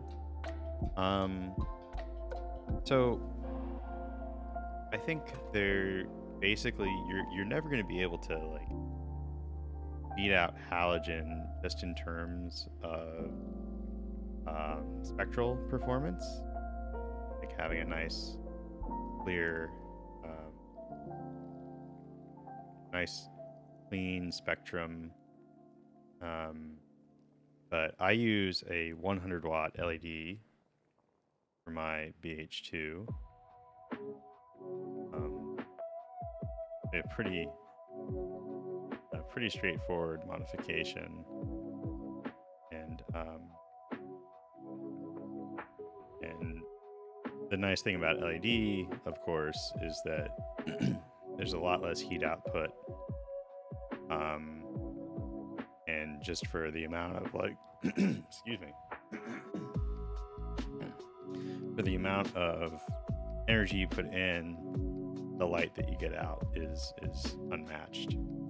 And the I use a high color rendering index ICRI LED, which makes things still pretty good spectrally. I actually do want to get one thing I want to do is get a spectrometer and actually do some measurements of my spectrum and just kind of see where I'm at, what I might want to tweak. If I have any like kind of holes in my spectrum that I want to fill.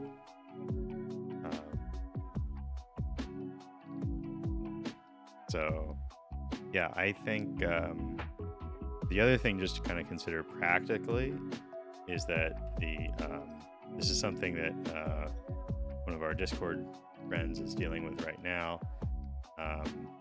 The electronics that drive a lot of those halogen lights in the older microscopes can go bad, and especially with like the high power ones, like the 50 or 100 watt halogen bulbs. And so once that happens, it's kind of like, you know, just go LED, like less hassle. Although another one of our Discord peeps kind of split the difference, and they're just using an external power supply to directly power their halogen bulb. So they had an issue with the just a little too big. I remember, I think. Yeah, one of our Discord friends, Water Goblin Microscopy, kind of fried their electronics accidentally, and so now they're just powering the halogen bulb directly with like a benchtop supply, which is actually a really good idea.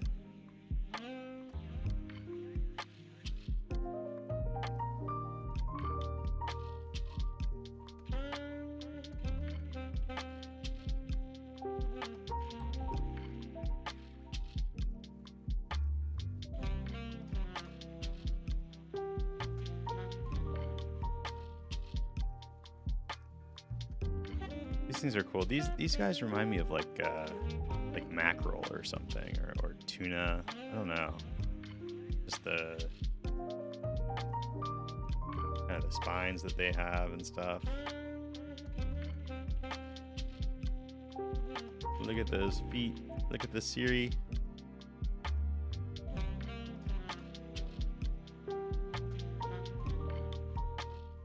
Would you burn off all the stink?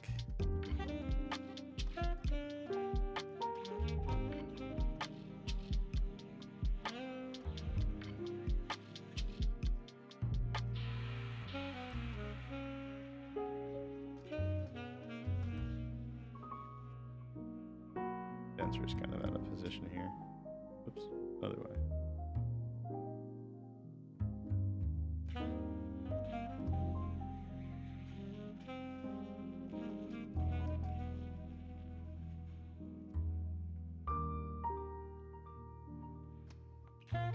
Oh yes, I love lights microscopes. I want to own one. But I like everything I hear about them. There's actually, I was in, I did my sample collection in Pacifica, and there is an old timer out in Pacifica who's had a lights ortho plan up for a long time now, and he wants like $3,000 for it. And I'm like, buddy, I'm not gonna, like, I just can't give you $3,000 for that microscope. But I really want it. And it's got like all the stuff, like it's not like DIC or anything, but it's got like the big Periplan eyepieces. And it's the old model that has the blue logo and like the dark gray.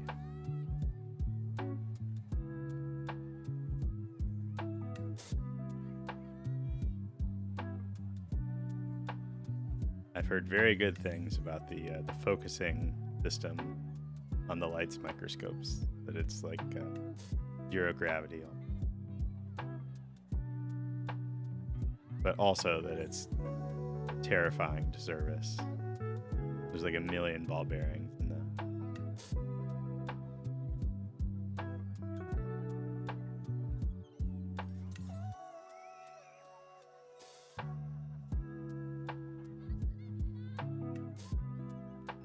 I'll try to look it up right now.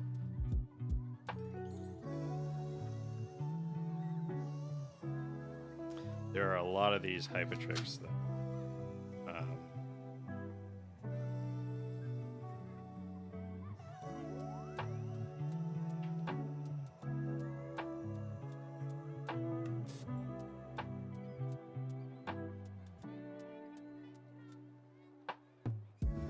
Yeah, I'd have to pull out a different reference document than what I have right now.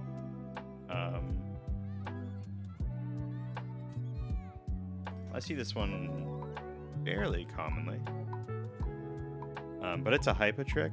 That's if you just Google like Hypotrick. That's HYPOTRICH. You can find a lot of them. There's a lot of Hypatricks out there. But one of the key things to focus on are these three little spurs that are sort of like radiating off the butt. That's important clue identification.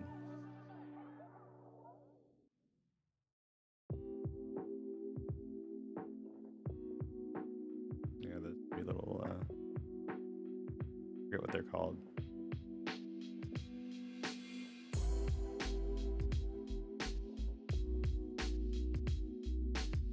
Because I just don't. That's interesting.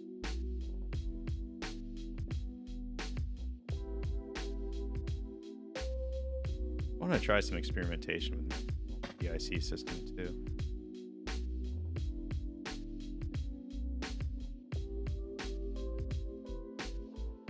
Do some other stuff with it.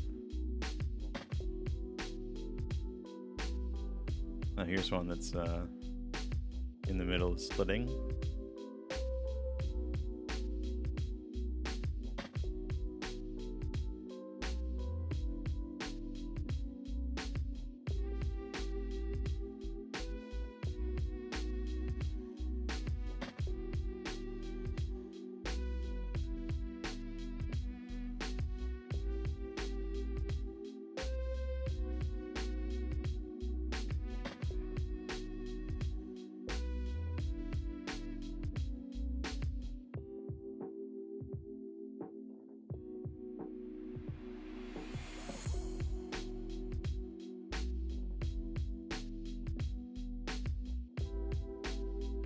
Yeah, there's a whole bunch of Hypatrix.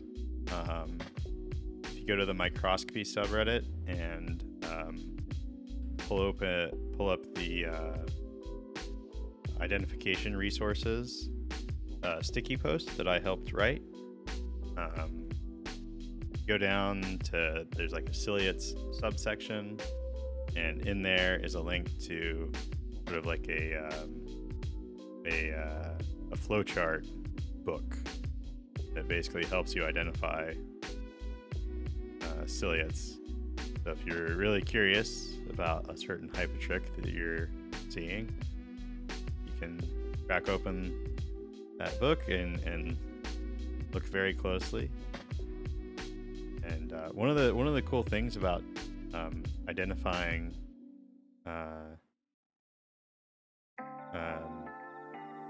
microbes is as you go through the process, and you're like trying to compare and contrast different ones, you start to notice more things about the subjects that you're actually looking at. You start to notice like little subtle details in them, organelles and whatnot. So it's a very rewarding experience to do microbe identification, because it just helps you like appreciate your specimens more.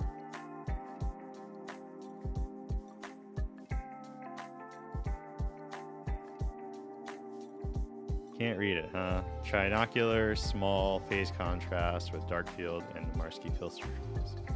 Is it, what color is it, Mike? Is it one of the black ones?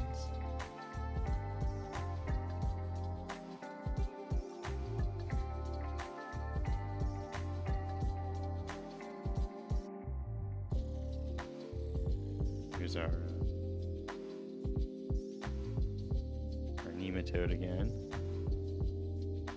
Chillin' with its sort of toothy looking mouth apparatus there.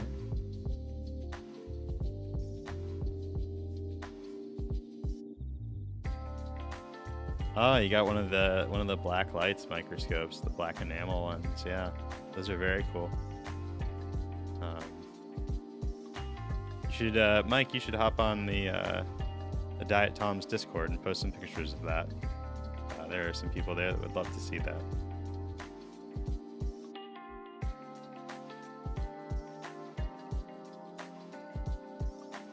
We've got another Tomlet who's started doing some content creation recently with with their own lights microscope, but they have one of the more modern lights microscopes. I think it's got the 160 millimeter tube length objective, and it's got the white color scheme. But he's gotten some great results out of that so far.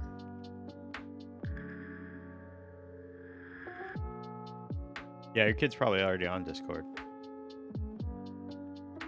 Be like, what are you going on Discord for, Dad?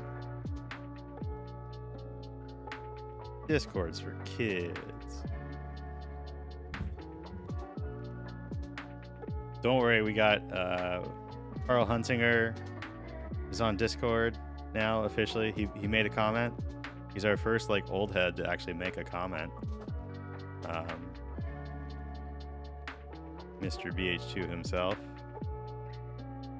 And then we got some other folks. We got a fellow from Microbe Hunter Forums who's over there. And I'm hoping that the Discord really becomes a place where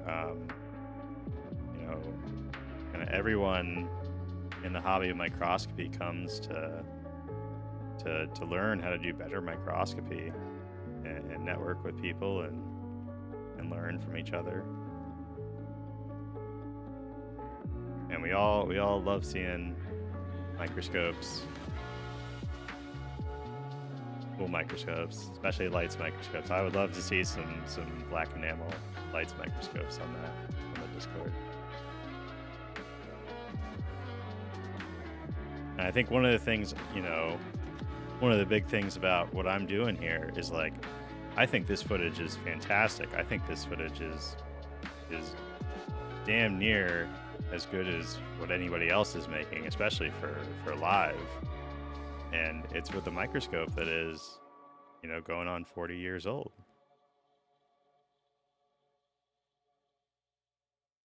So, you know, I think it's important that people understand that, like, you don't have to spend $20,000, $30,000 on a microscope. You can spend less than $1,000 to get exceptional microscope setup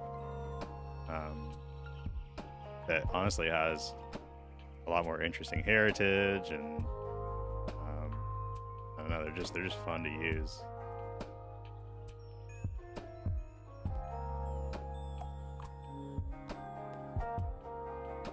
Well, Val, it's you know, Discord is basically you know, it's based on IRC, so it's kind of funny because, like, IRC is super old.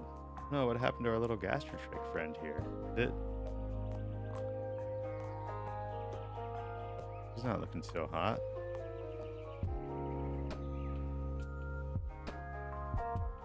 Huh?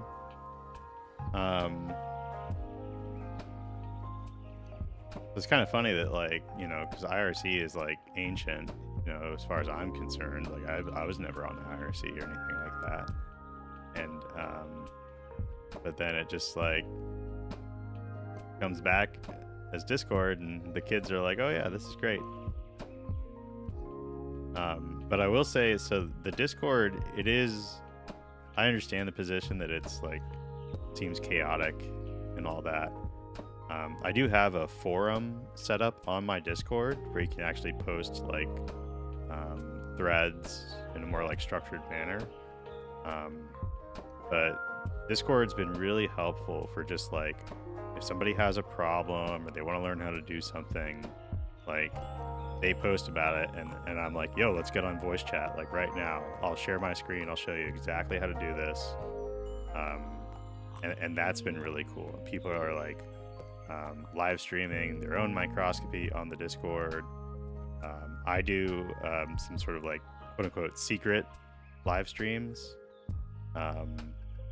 So sometimes I'll go live on Discord, and I'll post secret content on Discord too, stuff that I don't think is you know, good enough for the YouTube, or I'm just not planning on turning it into, like, a full-fledged video. So Discord's a good place to be if you want some more Diet Toms. And of course, I'm, like, always on it too. Always.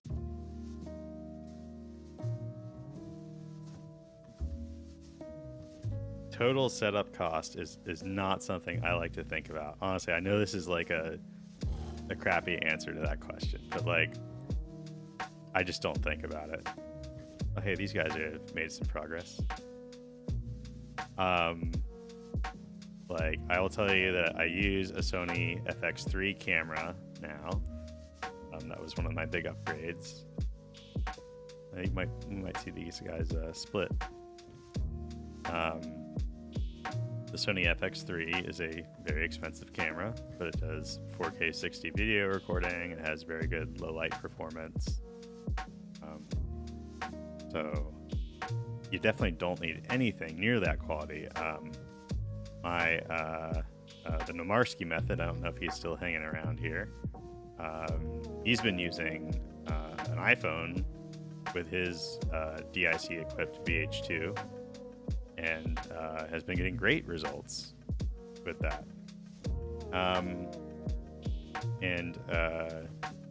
There's really, it's very much like diminishing returns in terms of, like, spending more. You know, I really wanted to get, like, the absolute highest quality that I could, and so that's why I got the FX3. But you can get great results on just an iPhone. Honestly, there are a lot of like, very popular microscopy content creators that have just been using iPhone for, like, a long time. I think Tardigrades is still using her iPhone. And then the DIC set up for the BH2. So the typical one that you see is the NIC/phase contrast condenser, and then the intermediate tube with the slider. And those will run you around $2,000, basically. And then they're meant to be used with S-Plan objectives, although I prefer the S-Plan Apo objectives, and I just kind of deal with the field non-uniformity.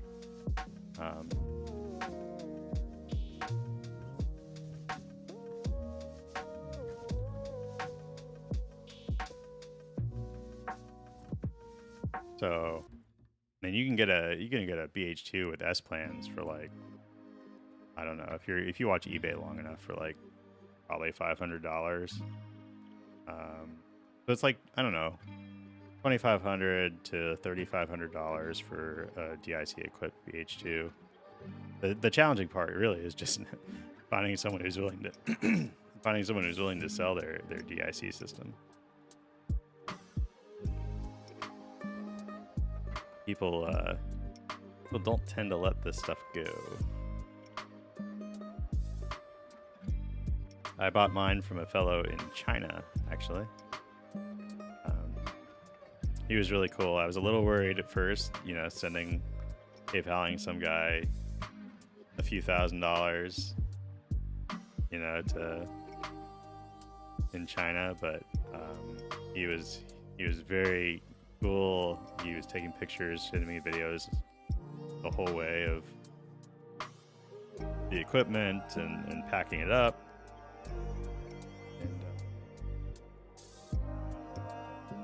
So I think to some degree, like, everybody has to like hustle a little bit to get DIC for like the microscope they want, because it's always in demand. And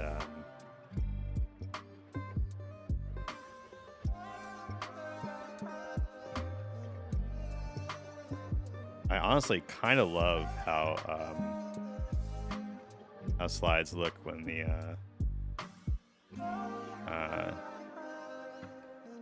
dry out a little bit and you still have like the film of water.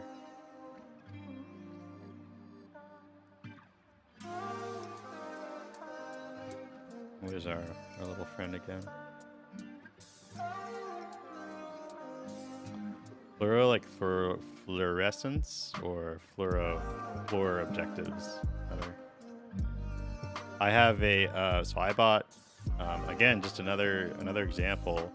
I paid $500 to a surplus shop in Texas, and they delivered me a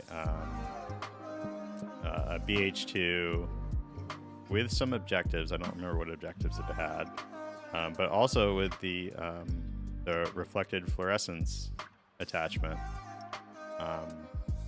So often, like what I do in order to like not completely drain my bank account, is rather than trying to buy these like systems individually, I just buy microscopes that have them attached from surplus shops and whatnot. Because usually the people parting them out have marked up the prices pretty hard, and but a lot of surplus people are just like, okay, well, just want to get rid of this thing.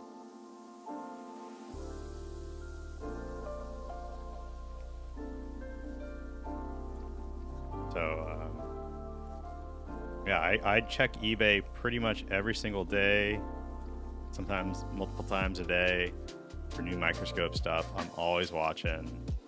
I'm always ready to snag a deal, some cheap BH2 with some accessory that I'm interested in.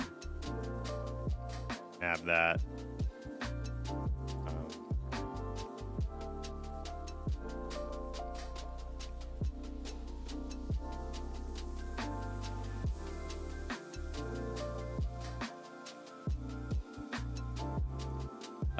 I don't think I've ever looked at a vegetable sample. Maybe I do have, I have some dyes. I could actually do like the the onion skin stain if I really wanted to. But I guess I don't find that tremendously interesting. Wow, check this out. This is the, I love this about microscopes. Wow, this is so cool. Actually, the Paramecium bursaria behind this little bit of tree moss. That's a cool little shot. I hope it goes back in.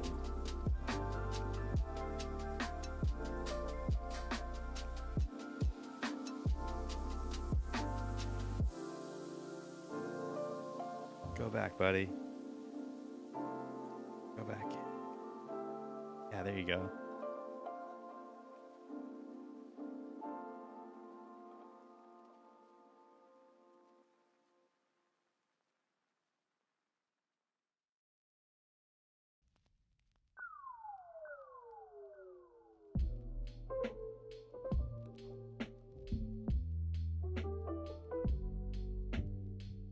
Love it. And this is the other thing about microscopy too, is you know, even if you've seen specimens before, you'll often see them doing new stuff that you didn't see them do before. Good night, Val. Thanks for stopping in. Always happy to see your comments.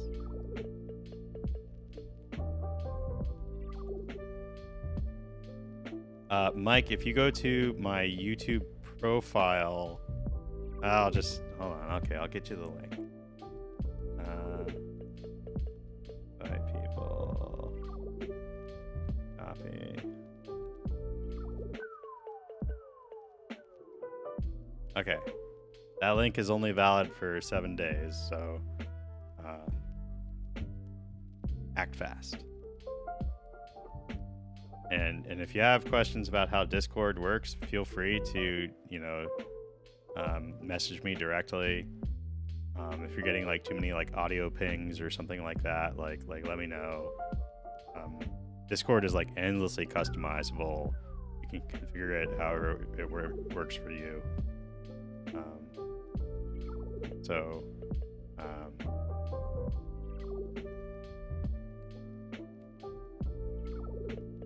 And yeah, just stop in, say hi, and you don't have to be on it 24/7 like I am, although you're welcome to.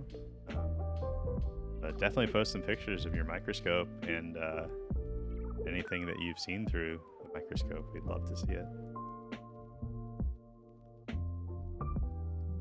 Okay. So I said I was going to go for, what is that? This is another hypertrick of some kind. Oh wow, look at that body shape. That wasn't what I was expecting.